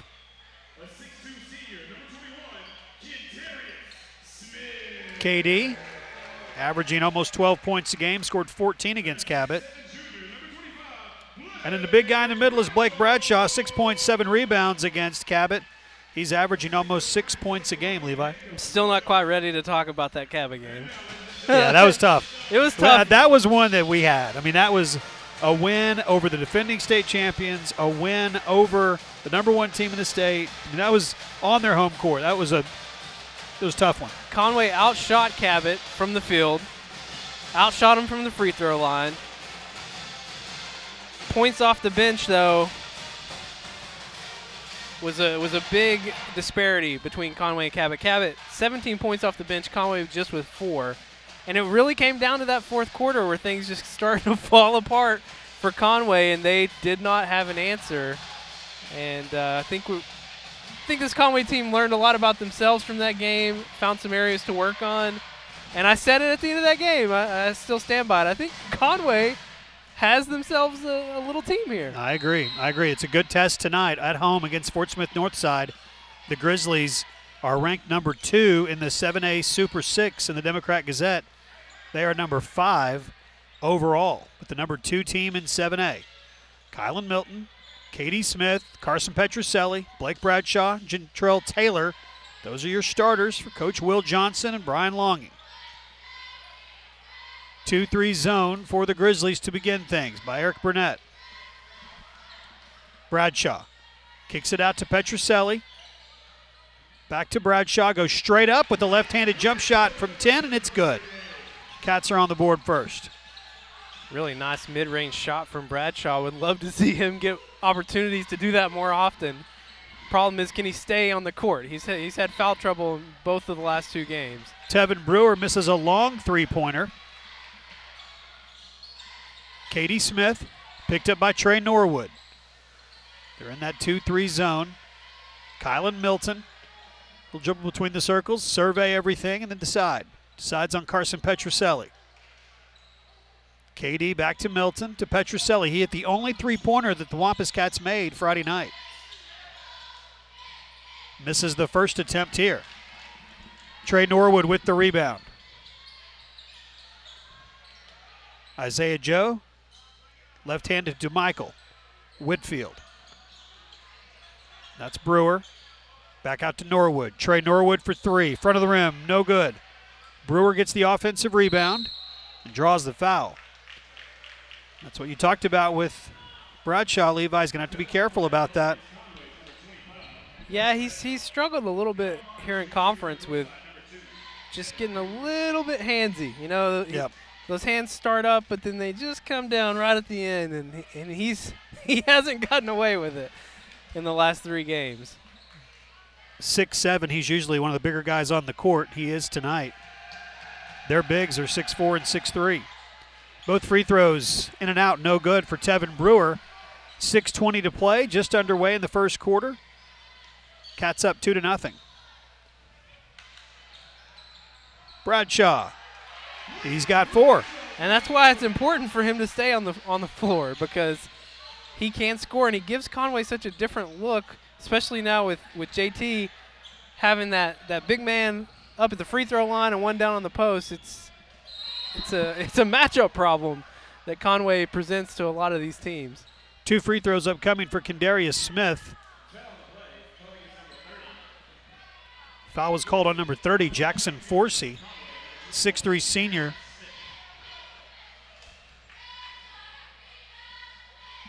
KD's first free throw is good.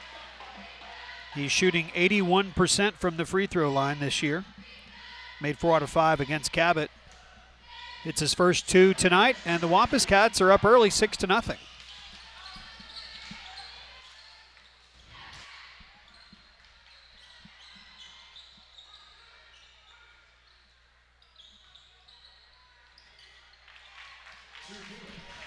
off the glass and good.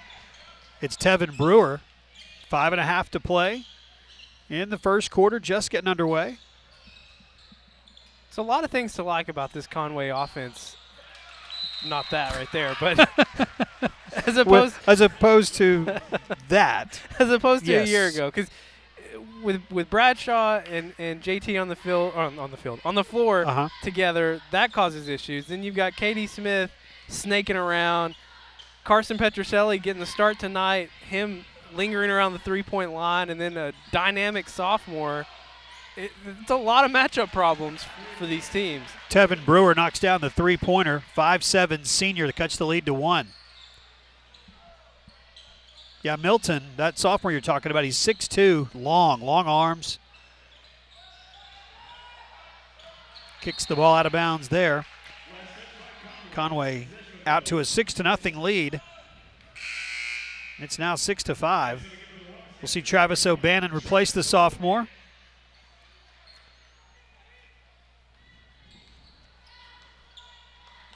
Isaiah Joe, he's the Razorback commit, number 10. To Tevin Brewer.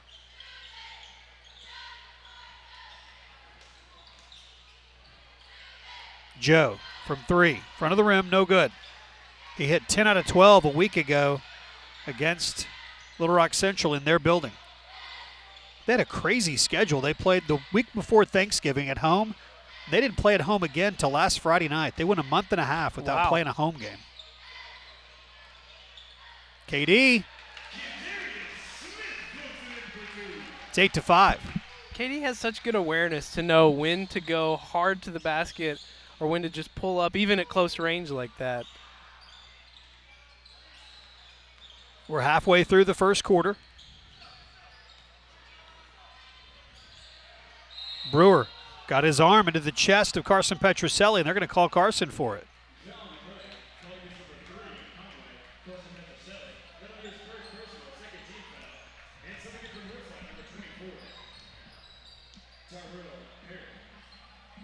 Terrell Perry into the game, number 24. Talk about Joe and the commitment to the Razorbacks. It's interesting to get to see some of these players when they're in high school and the potential they have. I mean, I can just see him with his frame. You know, that add some weight to him, add some muscle to him. He could be a nightmare in the SEC. Good move to the basket. You know, so many of the best players in the state have left Arkansas. You think of Kayvon Allen, Justin Leon, I.J. Reddy, Mitchell Smith, Peyton Willis from Fayetteville a year ago, went to Vanderbilt. Now there's this group of kids that are from Arkansas that are staying in state and are signing with the Razorbacks. And if you're a Hogs fan, the future's bright with a lot of really talented Arkansas high school players. And Isaiah Joe's one of them. 3-point lead for the Wampus Cats, 10-7. Petrucelli, good look in the corner to O'Bannon. Back to Bradshaw. Bradshaw with the left hand and one. What a sweet shot and a very difficult angle. 6 points in the first quarter for Bradshaw. Yeah, he's had quite the first quarter, and a lot of it's just because he's been able to stay on the court. You make that point. It's like when he's playing, he can do a lot, but he's had so many opportunities taken from him because of some quick whistles. So good to see him taking advantage of being on the court. He's got 7 points 5 minutes into the game, and it is 13-7 Wampus Cats. Yeah, that North Little Rock game a week ago wasn't really all his fault. I mean, so many fouls called in that game. But then at Cabot, you could just see how frustrated he was at himself. Just, you know, and just some unlucky calls, but legitimate calls too. Got him off the floor early against Cabot. Deep three-point basket there by Isaiah Joe. Bradshaw to O'Bannon. Travis draws the foul on Joe.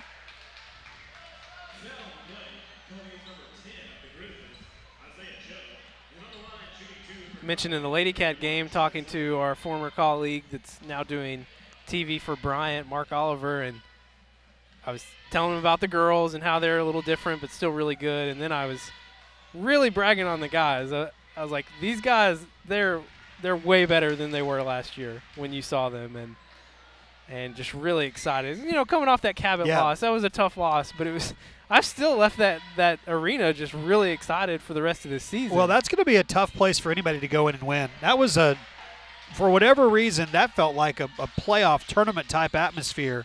I mean, there were no sections empty. That place was packed. It was a fun night, high energy from both teams.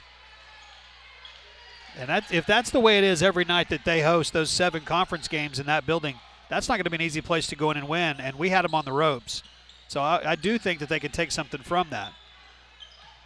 Bradshaw, jump, step, and can't get it to go. 15-10. Brewer. Bradshaw, or excuse me, that's Joe around Bradshaw. Now a long three-pointer, no good. He's not afraid to shoot. O'Bannon, mid-range jumper, no good. Joe with the board. Tevin Brewer in the lane. Cannot get it to go. Shot underneath by Jackson Forsey is no good, and he will go to the free throw line. Kylan Milton and Scott Ashby at the scorers table. Conway has to pay the price for not blocking out there, but they've done a good job here in the first quarter of getting back in transition and setting up their defense, because this Northside team, they like to push it a little bit here. I think about Gentrell Taylor and how big he is, but he's getting up and down that court very quickly and getting back to guard that paint. Nathan Mall set to come in.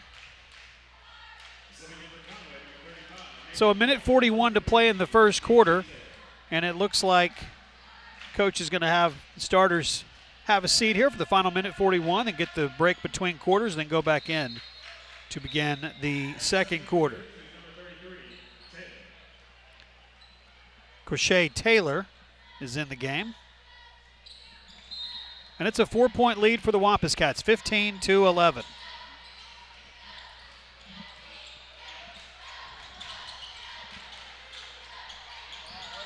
All kinds of trouble in the backcourt. Got to clear it. O'Bannon to Milton. Back to O'Bannon. Travis has it blocked out of bounds. Conway's going to keep it. Eric Burnett up off the bench. He wanted to know why that wasn't on the end line. Is Milton, does he play football? I don't remember from the football team. It's a nice little catch, and he made sure those feet were in bounds. Got the toes in. Coach Ashcraft's over here in this corner. He might be doing a little scouting over here tonight. Timeout called with a minute 23 to play in the first quarter. We'll take it with the teams on the court. 30 seconds, and we're back on Conway Corp Channel 5.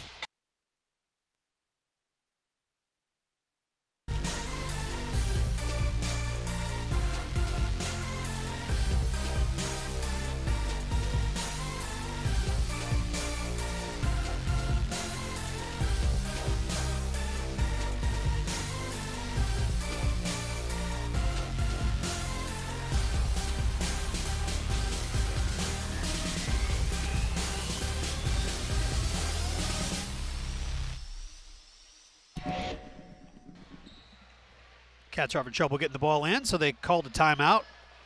Set up an out-of-bounds play. These set plays, Levi, something we need to see more of from this team. Good job there. Need to see more of them be successful. Milton, yes. Back to O'Bannon. Especially out of timeouts. You know, we talked about that a lot against Cabot.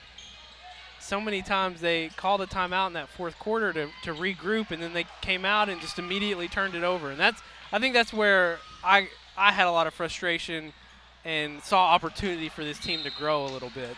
That's going to be the second on Isaiah Joe in the first quarter.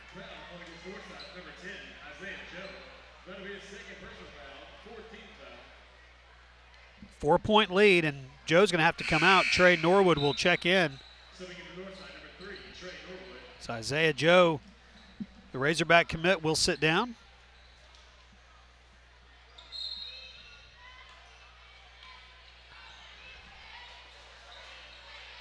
And we do know that commitments can change. There's a young man on the court right now who is going through that from another sport. We'll tell you about it in just a little while. Katie Smith, strong to the basket, can't get it to fall. Norwood, deep to Tevin Brewer. It's a 1-point game. Pressure following the made basket. Foul will be called on Brewer.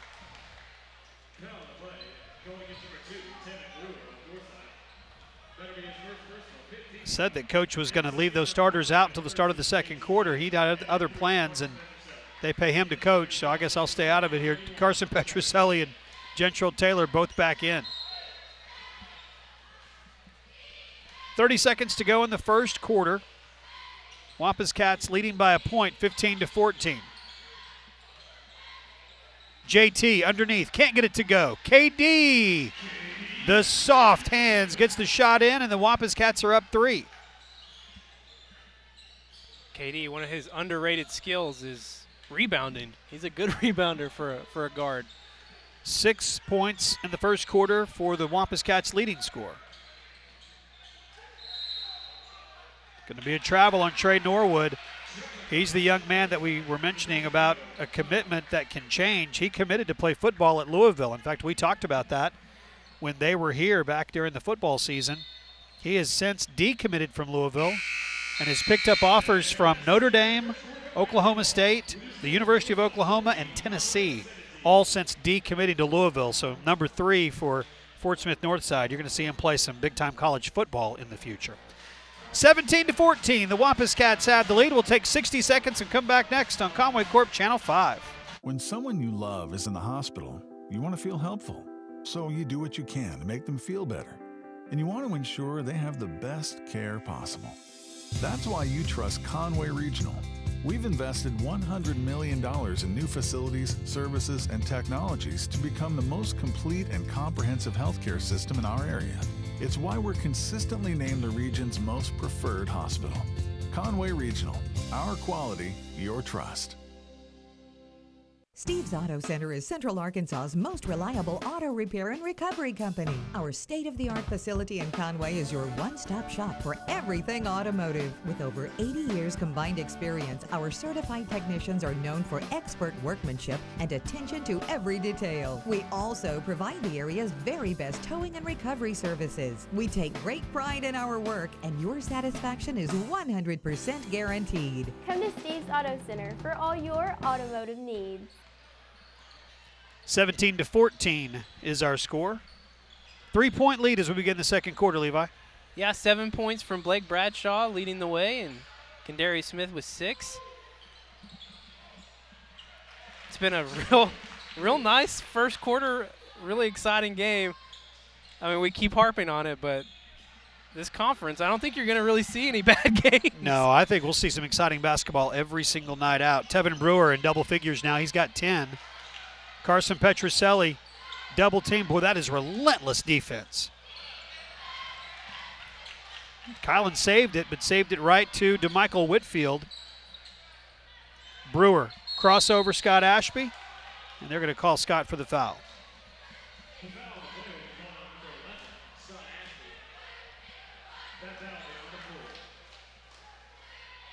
Blake Bradshaw set to come in, and he will replace Scott Ashby, so the starters back on the court for the Wampus Cats. Bradshaw and JT underneath. Katie and Kylan Milton point forward, or shooting forward and shooting guard, and then point guard is Carson Petroselli. Norwood to Forsey. Back to Brewer. Knocked down another three-pointer. He has been on target from out there tonight.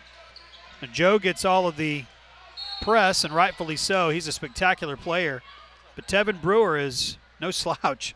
The Arkansas Basketball Rankings website, which if you haven't seen that site, it's a great site. It lists the top 40 players in the state regardless of classification, and it also lists the players based on their classification, senior, junior, sophomore, and freshman years.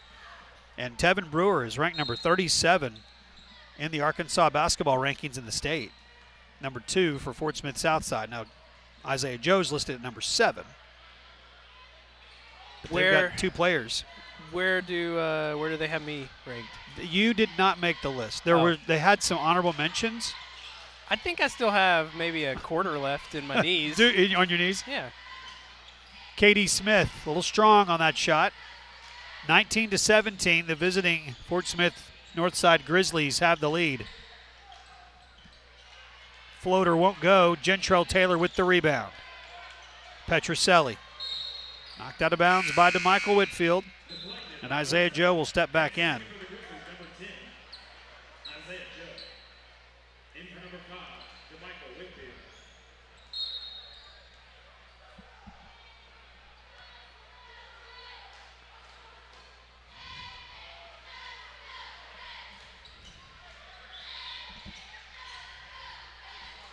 Petroselli to Katie Smith. Been 2 minutes into the second quarter. The Wampus Cats have yet to score. Taylor with the offensive rebound. Petroselli thought about the three. Instead, too strong off the glass. And an easy run out for Tevin Brewer. And it's a 4-point lead for the Grizzlies. And an eight-point swing for Fort Smith. Very quickly. And they've scored 8 in a row. Deep three-point attempt by Brewer, no good. Kylan Milton with the board. 21-17. Northside, the number 2 team in the state in the 7A. And a travel will be called on Kendarius Smith. He went up and couldn't do anything with it before he landed. He got the ball off. It was just a little bit too late. You know, one thing that they did a lot against Cabot was they let him post down low and kind of spread everyone else out. Haven't seen that yet tonight, but with this little scoring drought they've been on, maybe we mix it up here on our next possession. Joe with a nice pass. Taylor with the basket and a timeout. Wampus Cats find themselves trailing 4 minutes and 43 seconds to play in the first half. They trail by 23-17, 6-point advantage for Northside. We take 30 seconds and come back on Conway Corp, Channel 5. Located on Robinson Avenue next to Laurel Park, the Conway Regional Rehabilitation Hospital is one of only 4 licensed inpatient rehab hospitals in the entire state. Patients are cared for by specially trained staff under the direction of an on-site physician who specializes in rehabilitation medicine. Conway Regional Rehab Hospital, your choice for comprehensive care to bring you one step closer to home.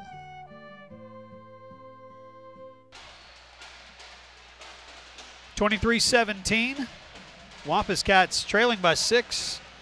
And you get the feeling this Northside team is one that you don't want to let pull ahead too far. No, not at all, because they have so many offensive threats and big shot ability on the outside. It's hard to overcome that. And it's been a crazy swing here as Conway's been outscored 9-0 here in the second quarter. And then if you look back into the first quarter, it's really been a 13-point run here by Northside. Leading now 23-17. It was 17-10 at one point. Was that right? I think it was. That's stats' area. Where is he on that? Well, it's my fault. I didn't consult with him in the timeout. Whatever it is, it's a Wampus Cats on the short end of the scoreboard right now, needing to take advantage of each possession.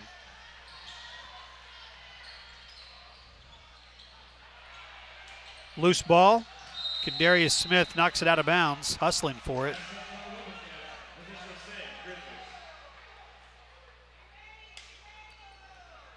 .4:17 to play in the first half, .4:16 to play in the first half.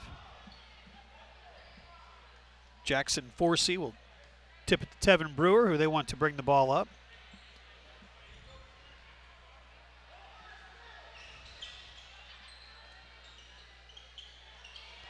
Long three-pointer by Brewer, no good. Forsey's tip, no good. Halfway through, quarter number 2, and it's 23-17 still. We need to make some good passes and get some open looks. Coming the other direction. Travis O'Bannon's going to come in. Looks like we'll see Jalen Fulton for the first time also. You know, we were mentioning the Arkansas high school players who have playing Division I basketball and gone on other places. Failed to mention Malik Monk. There's another one. He's pretty good that played high school ball in our state, playing college ball somewhere else. So it's good to see that next wave of Arkansas high school players sticking around here. I think a lot of Arkansas residents just subconsciously forget him. Feeling a little spurned. Petroselli, strong to the basket. Can't get it to go up over the rim. It's a good drive. Got to get the points, though. It's really neat, though. It shows you just how big basketball is here in Arkansas. I mean, a lot of people, you just assume these southern states, it's football land, and it is. Right. But basketball has just always had a special place here. Absolutely. And I would take talk about those kids that have come out of Arkansas schools, and there are some obviously playing for the Razorbacks, but take those ones that are not playing for the Razorbacks and field that team. That's a good team. Mitchell Smith underneath, the 7-footer from Van Buren. Got Malik Monk and I.J. Reddy out top. Kayvon Allen is your point guard. Justin Leon, the way he's playing. I think you'd win some games. You would win some games for sure. 26-19 the score here. Northside up. Three-pointer is no good by Isaiah Joe. Isaiah Joe, the reason we're having this conversation, talking about Arkansas high school players staying here to play their college ball in the Division I, meaning the power conferences, obviously UCA and Arkansas State, UALR, those are all Division I basketball programs. Carson Petroselli, here's the three-pointer, a little fist pump. That was needed. It's 26-22. Yeah, big shot from Petroselli. We talked about this a lot last year where this team, they could not afford to get down in games because they didn't have the offensive firepower to pull themselves back up. A little bit different for this team this year, but nice shot there from Carson. Travis O'Bannon whistled for the foul. DeMichael Whitfield back in for Trey Norwood.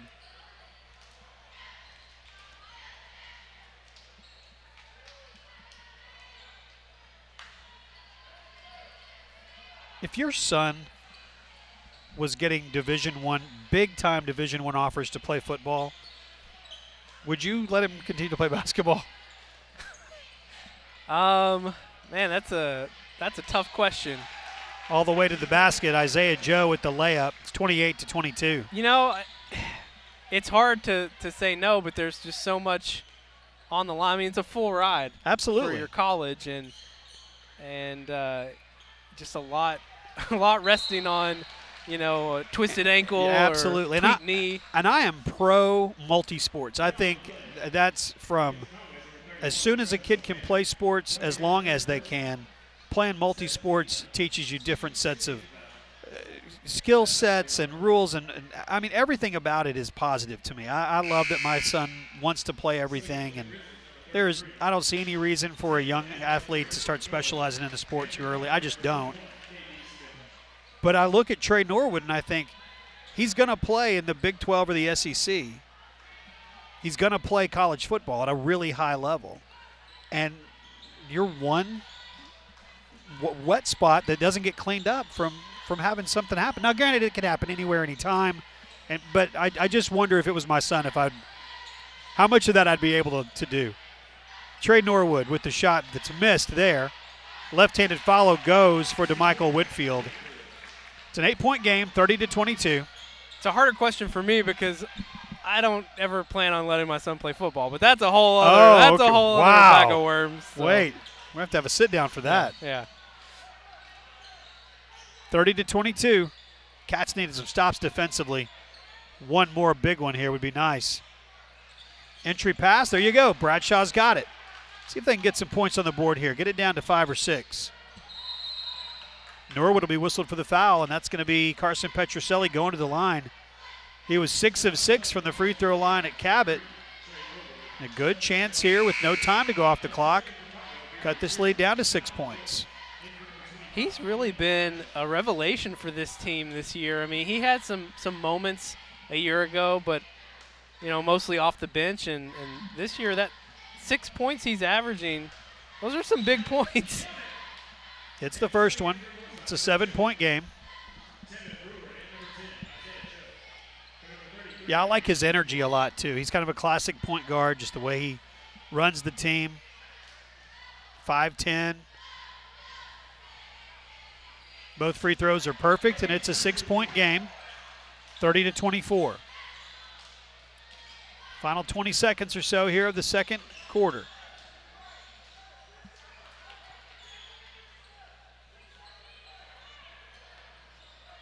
Down to 12. Norwood. Wide open. DeMichael Whitfield got open underneath. Petrucelli for three. It's an 8-point lead for Fort Smith Northside, 32-24. We take 60 seconds and we come back. We'll have the third quarter for you between Conway and Fort Smith Northside on Conway Corp Channel 5.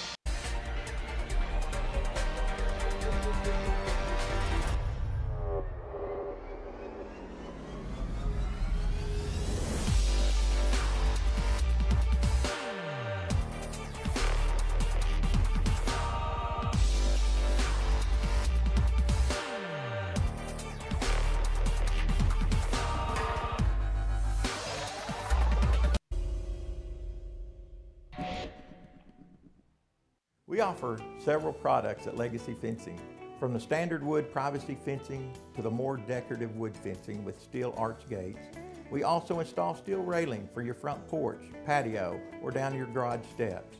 We offer decorative walk gates in existing wood fencing and drive gates across the driveway or entrance to your property as well. Also, gate operators to make your life easier can be attached to those gates. Chosen every year as the best of the best in the Conway and Faulkner County area. So what happens at halftime is they put a certain number of minutes on the clock. In this case, it was 10. 10 minutes on the clock, and since we tape delay our broadcast, we don't make you sit through us talking for 10 minutes. Well, as you can see, there come the Wampus Cats, and there are 40 seconds left on the clock. Coach was taking care of business in the locker room, I think. I'm sure he had a lot to say. Yeah, they did not shoot particularly well in the first half. 40% overall from the field, not terrible, but just 2 of 8. Just 2 of 8 in the second quarter. So things really slowed down in the second quarter. They were outscored 18-7. Wow. Bradshaw leads the way with 7 points and 2 rebounds. But, you know, correct me if I'm wrong, I'm pretty sure all 7 of those points came in the first quarter. I believe so, yeah. So it's just been a real dry spell here in the second quarter.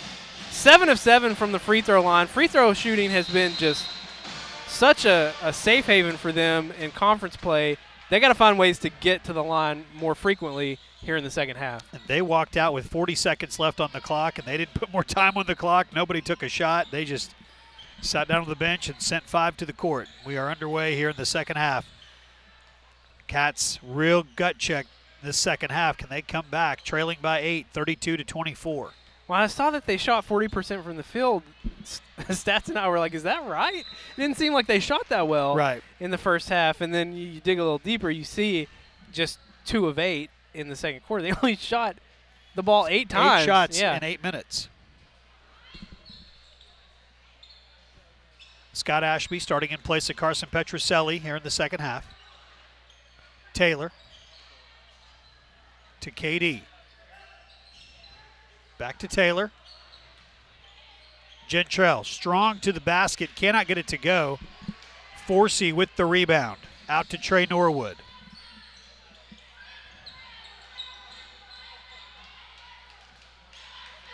(32-24). Brewers floater won't go. Bradshaw with the board. And Northside already in a position where they can just take advantage of every possession, take their time. Norwood with the block from behind. We'll see if they get the foul. It's going to be on Forsey.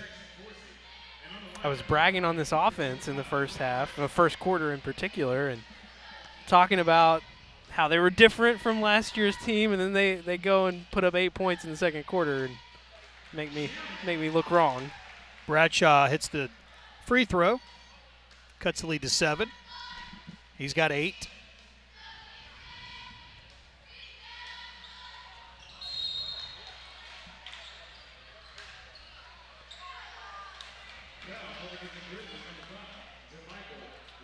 Michael Whitfield whistled for the foul. Bradshaw over his average. He's averaging 5.8 points a game. Extra possession here for the Wampus Cats. They need to take advantage of it, and they do. Good pass on the entry by Ashby to Gentrell Taylor. Oh, they're calling it offensive foul. My apologies. I thought he was calling to count the basket. I don't. A makeup call? I don't know. That's.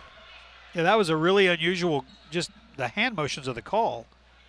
Plus, they had put the 2 points on the board. Coach Johnson is just asking for an explanation on what did he do. Ref is saying he lowered his shoulder. Hard to tell from our angle. I mean, it looked like he was fouled. 32-25. Whitfield to Brewer. In the corner to Norwood. Missed. Gentrell Taylor with the rebound, and Ashby will bring it up.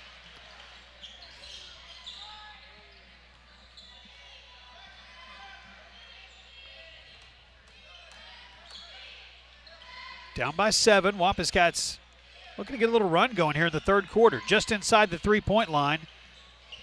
Katie Smith comes up with the loose ball and gets the shot in the lane. Credit Gentrell Taylor with working hard underneath and getting his hand on it.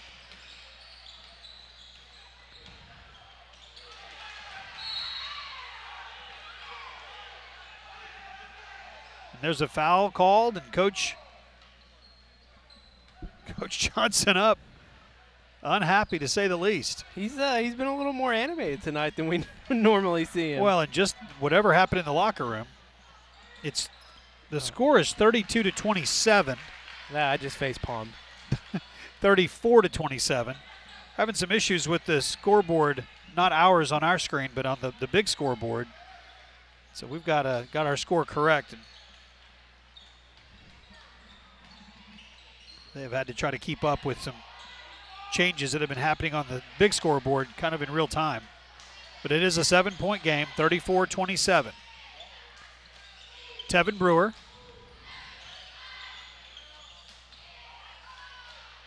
That's Norwood to Whitfield.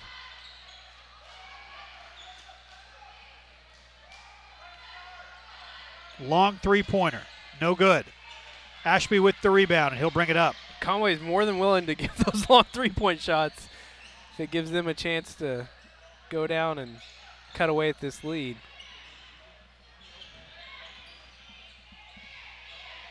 You're just not really seeing the killer instinct from Conway right now. And no one seems to want the ball. And I'm surprised about Kendarius Smith, that he's a couple of times has had some space to take up a three-pointer and has chosen not to. Whitfield with the miss. Ashby tracks down the rebound. I want to see KD take those shots. Bradshaw can't get it to go. Will go to the line. A chance to get into double figures.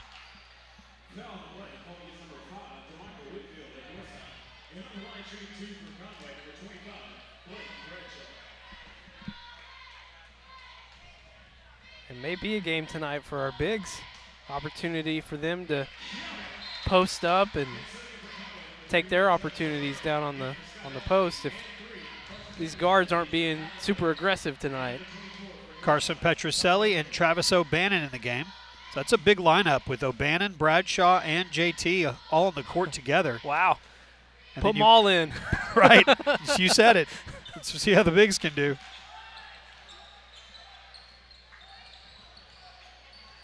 Petroselli and KD out front.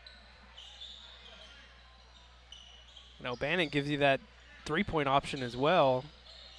Maybe he can help give Conway a little bit of a spark. It's getting physical out there. Halfway through the third quarter, it's a 6-point game. Slip and a steal. Petroselli. How about the ball movement? Petroselli to JT to KD for the flush. 34-30. You can feel it in the room. I mean, that's just what Conway needed. Something to give them a spark of energy. And a big three-point basket there by Terrell Perry. 37-30.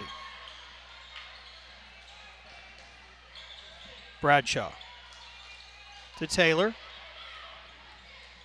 Gentrell, physical move to the basket, misses the point-blank shot, but will go to the free throw line. And I wouldn't mind to see some more of that, especially when you've got this bigger lineup of, put one down on the post, one up at the free throw line, and give them a chance to make something happen. And JT is so nimble. We saw it on the football field how agile he is, and he can put the ball on the floor and drive to the lane. A 65% free throw shooter on the season. He made 4 out of 5 against Cabot the other night. Misses the first one here.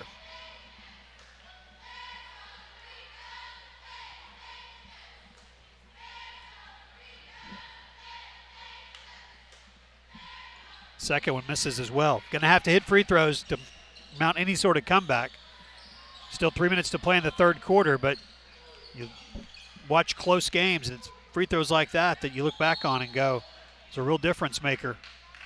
2 free throws upcoming. Going to be called on Petroselli, his second.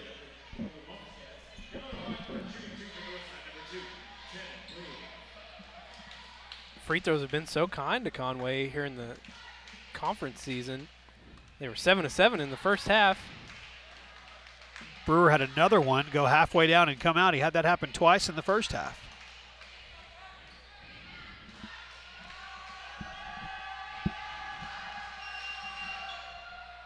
Hits the second. It's an 8-point game with 3:10 to go in the third quarter. Now the pass hit out of bounds. The bounce pass from Travis O'Bannon hit out of bounds, and so the turnover gives it right back to Northside. We saw this happen Friday at Cabot, where just, some silly mistakes trying to inbound the ball really came back to haunt them against the Panthers. That's going to be the third on Carson Petroselli.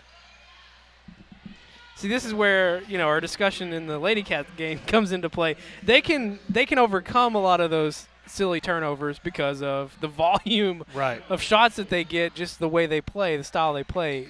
The Wampus Cats really can't afford to turn the ball over because every possession is really precious to them. They don't get as many shots off in the course of a game.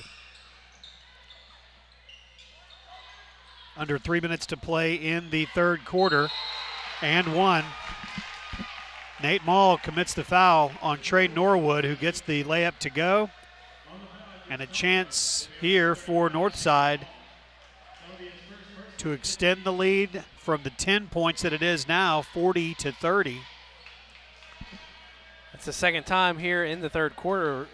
Missed defensive assignment. It's led up to a wide open layup. When JT was at the line, we had a chance to cut the lead to 5. Just like that, it's 11.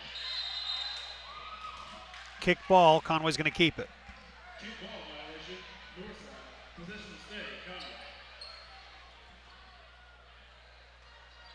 In the last 2 quarters, Fort Smith Northside has outscored Conway 27-13. Wow.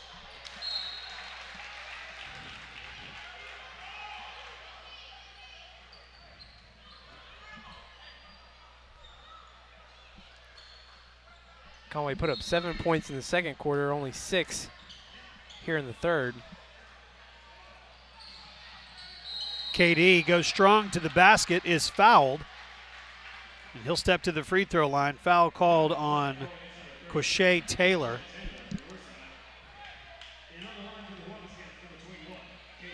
Good to see KD Smith forcing the issue a little bit here. Right. No, I want to see him take over. He's the guy that can. Blake Bradshaw back in. He'll replace Gentrell Taylor.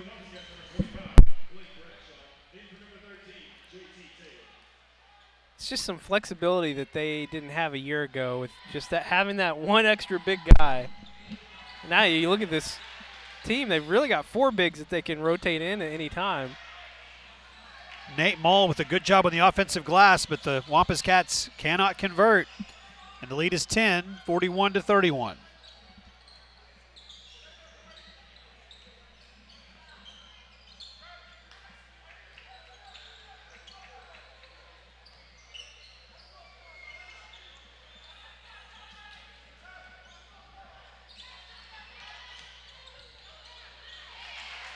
Floater by Tevin Brewer goes. He's got 18 points. Gonna break that press. O'Bannon needs help. Smith to Petroselli, who crosses the timeline. Carson all the way in. 43-33. Great awareness from Carson to know to just take it all the way and finish. That's going to be the fourth on Petroselli. It's just out of our shot, but he was his facial expression was a little bit in disbelief at that call. And he's going to have a seat, obviously, with those four.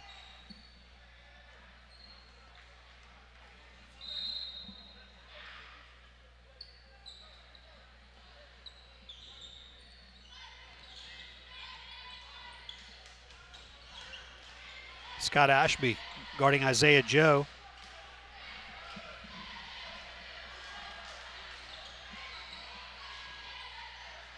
That's Norwood, back to Joe. Isaiah directing traffic.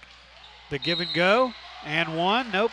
Shot is missed. 2 free throws upcoming for Terrell Perry.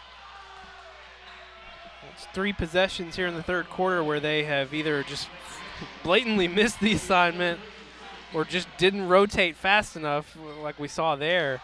Northside just can afford to be patient on every possession they get. They're really running through their offense effectively.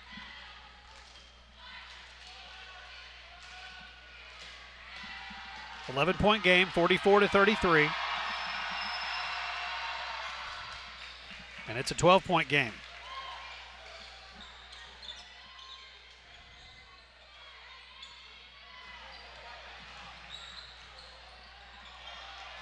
Stolen away by Northside. Trey Norwood. Three-pointer by Perry. It's no good. O'Bannon with the rebound. 1 minute to play in the third quarter. KD will go to the line. Maul set a brutal screen. Yeah. Type. Yeah.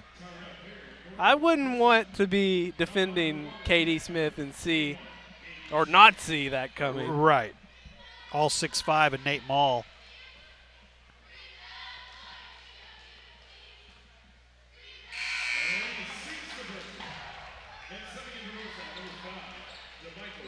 DeMichael Whitfield back in.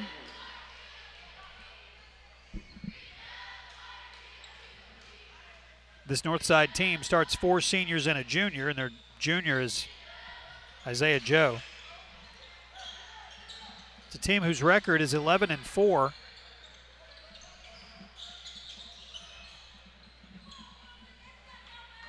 They don't have a real big presence underneath. They just go 6'4" on the post, but with the guard play that they have, they can certainly beat you small.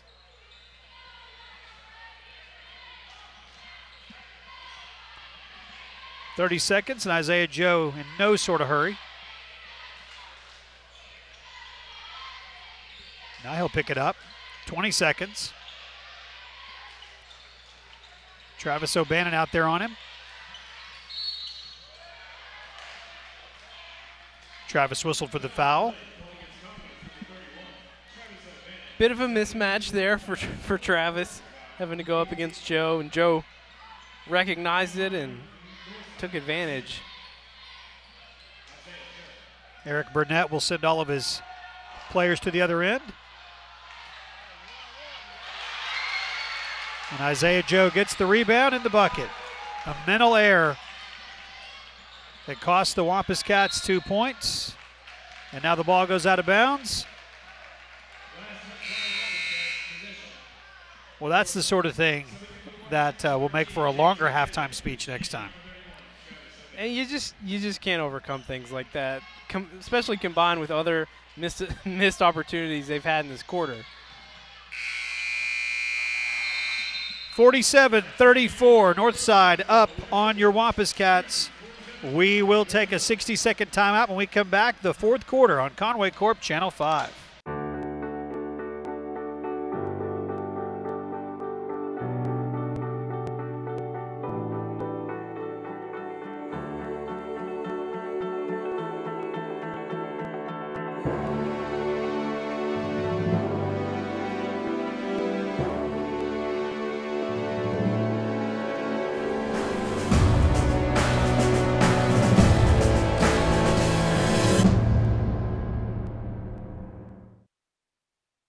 Odd Insurance has been protecting what's important for over 100 years. And while Conway has changed over time, our commitment to be there when you need us most hasn't. We are still your local independent agent for all your insurance needs. And being independent means we have options. More companies, more agents means more options for you. You ought to call us today. That's Odd Insurance in downtown Conway. Cats trailing by 13, 47-34. The scoreboard's not pretty, Levi. What does stats laptop say over there? It's not pretty over here either. Okay. We talked about the second quarter. Conway only got 8 shots off. They only got 6 shots off in the third quarter. Made 3 of them, so shooting 50%, but just not getting enough shots up.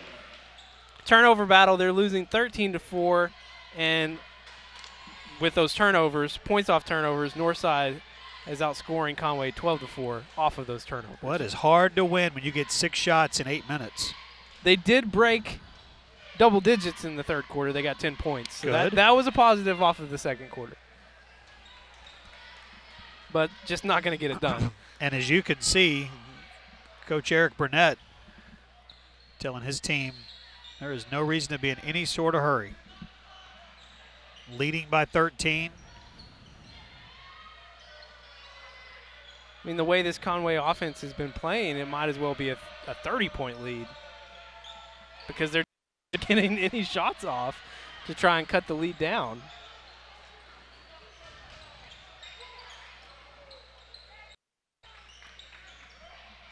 They've run a minute off the clock. Gentryl Taylor on Tevin Brewer. Tevin Brewer is 5'7". Gentryl Taylor is 6'6". It's a foot advantage for Gentryl Taylor.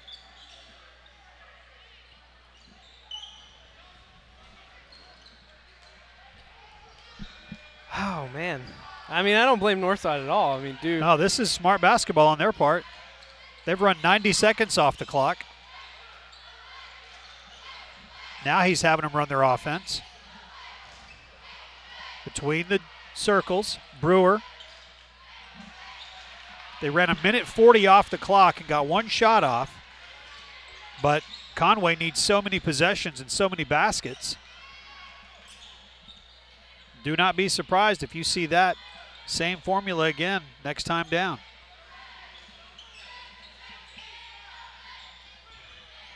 Long three-pointer by Carson Petroselli. It's missed.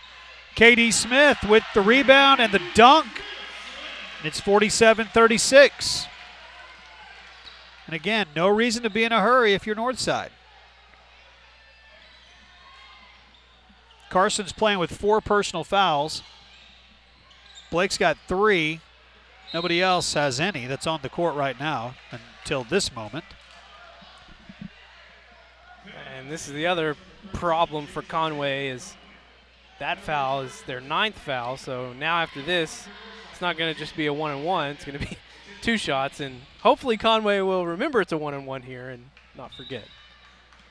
Jalen Fulton will come into the game replacing Kylan Milton.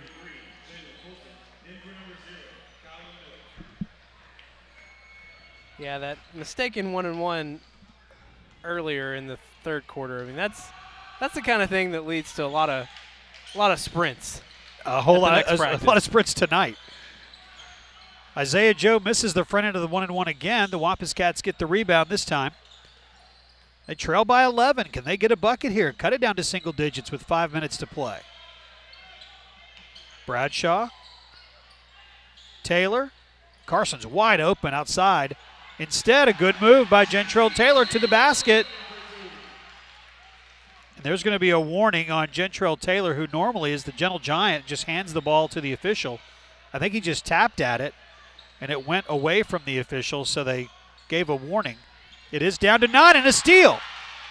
JT goes to the free throw line. There's some life left in these Wampus Cats. I think JT got a little inspired by the misunderstanding of his, I don't think he meant to do that.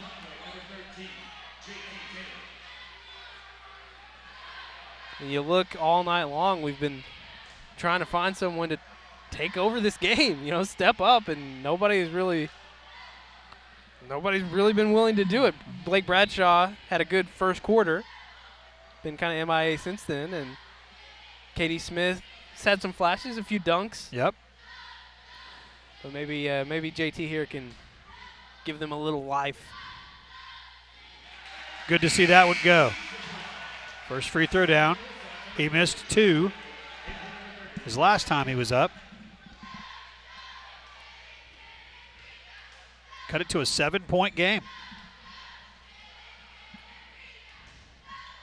Got it. All right, 47-40. 5:03 to play. There have only been 3 team fouls called against Northside in this half, so they are a ways away from sending the Cats to the free throw line for 1 and 1.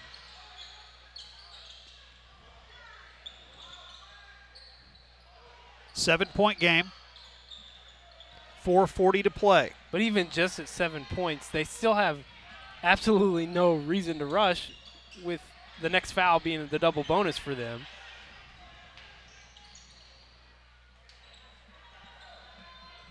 Petroselli on the ball. He's got 4 personal fouls.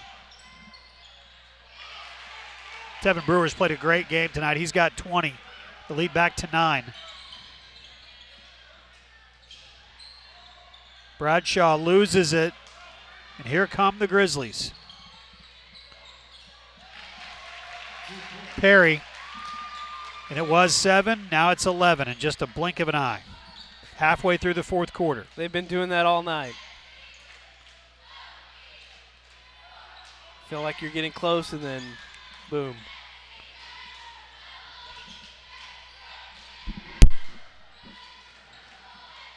Bradshaw from Petroselli. Carson, top of the key. Fulton, he'll take a long three-pointer. It is perfect. How about Jalen Fulton? He knocks down the 3, and it's an 8-point game, 51-43. 3.5 to play. Let's take 30 seconds and come back on Conway Corp Channel 5. With 4 locations in Conway and Greenbrier, some with extended clinic hours, our dedicated team provides therapy services, including physical, speech, and occupational therapy, aquatic therapy, cardiac rehabilitation, sports outreach, and pelvic floor rehabilitation. At Conway Regional, we are committed to providing all of our patients the highest quality of care.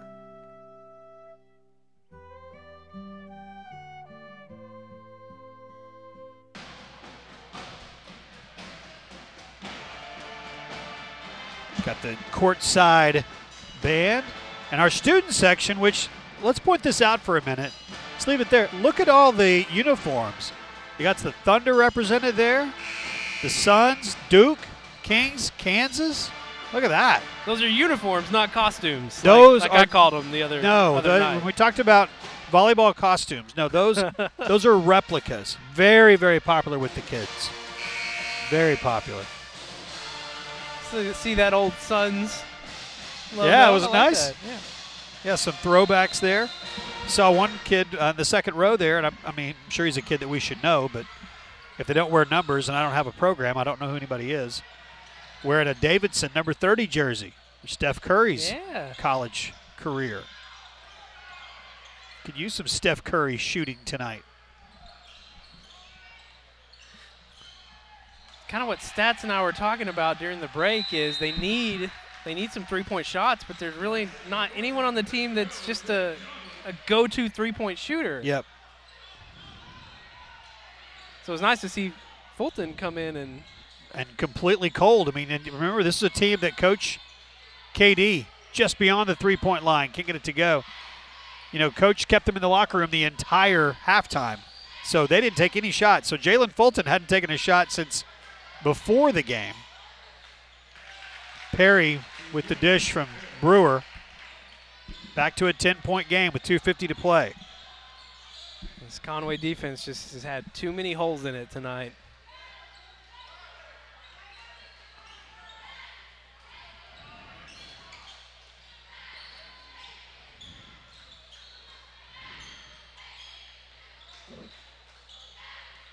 Petroselli off the screen. The shot is missed. JT with the offensive board and the follow. Back to 8. 53-45. JT made sure and get the ball to the ref that time. Kind of him. Katie knocks it out of bounds. Travis O'Bannon coming in for Kylan Milton. There's really no one on Conway that moves with the ferocity and just high energy that Gentrell Taylor has. I would not want to be defending him when he gets in that mood. Trey Norwood. Perry again. That has just happened way too frequently in 2 straight possessions. And he scored 11 points off the bench, and that might end up being the difference in the game. He has come in, and especially here at the end. I mean, it's easy to score points off the bench when it's just layups like that all night. 10-point game. 90 seconds to play. Taylor looked like he was shooting. He'll be shooting anyway because that is enough team fouls to put Conway at the line. Third on Perry. So Gentrell at the free throw line, a chance to add to his 12-point total tonight.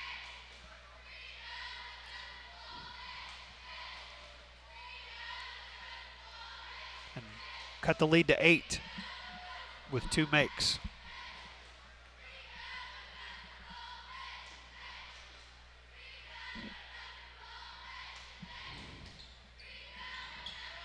Free throw is missed. It remains a 10-point game with 90 seconds to play. Brewer. Off the glass, no good. Kendarius Smith has it knocked loose. Isaiah Joe comes up with it. Behind the back. Finds Tevin Brewer. Perry again, another one of those layups.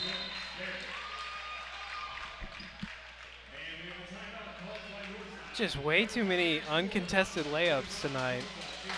Quick timeout called to bring in a new player, but the teams will head to the benches. Let's keep it here, just a 30-second timeout that's on the court. So 57-45. We have seen a fantastic performance against North Little Rock. That was a win. Saw a really good performance against Cabot. That was a loss.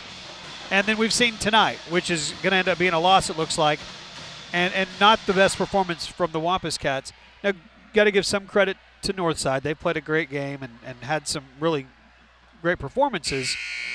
But if you're Coach Johnson on the screen right now talking to those guys, what are you telling them as we get ready to move into playing at Little Rock Central, which it doesn't get any easier going on the road to take on Little Rock Central, a team that's 11-5 at this point of the season, and they are ranked number 3. They're one spot behind the team we're playing right now. I just tell them, brute honesty, I need more effort from you guys. I mean, too many uncontested shots, just missed assignments on defense, some really lazy turnovers off of inbound plays the last 2 games.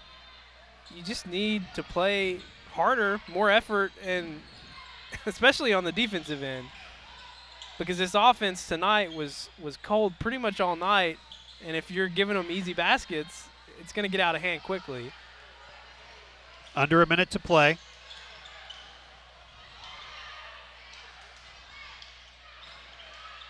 Lots of battling for the basketball. 12-point game. Isaiah Joe, guarded by Bradshaw. Now KD picks him up. They'll double team him. He finds Norwood. 30 seconds. Baseline jumper will not go.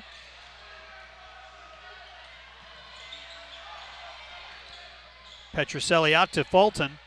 Three-pointer that time, no good. Quick dish to KD, who gets 14.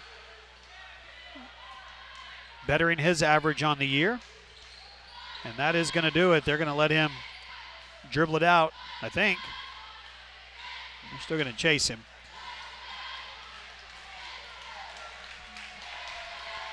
Final score, 57-47. The Wampus Cats fall to 9-7 overall. They are 1-2 in conference play and on the road at Little Rock Central. Little Rock Central, which is the number 2 girls team in the state and the number 3 guys team in the state. And we're on the road there Friday night. We'll have those broadcasts for you live with Wampus Cats to go. Any of the final numbers that stand out to you or anything in particular? 14 points from KD and 12 from Gentrell Taylor, but still just not a lot to point at offensively. Yeah, I mean, it's nice to have a few players in double figures, but, you know, I thought after the Cabot loss, I felt really encouraged and thought, man, we're really going to find out what this team is and what they're made of. I guess I'm leaving with the same thought. Not as encouraged, but we're really going to find out what this team is made of. Still going to find out, yeah. Yeah, after a loss like this, because, like you say, it does not get easier on the road on Friday. And we'll be there for it again live from Little Rock Central. Great job tonight, everybody. Levi Stats, our whole Channel 5 crew. Great job by the band tonight. The Courtside Cats did a fantastic job. Lady Cats get the win. The Wampus Cats fall on the short end against Fort Smith Northside. We appreciate you watching Wampus Cat and Lady Cat basketball on Conway Corp Channel 5.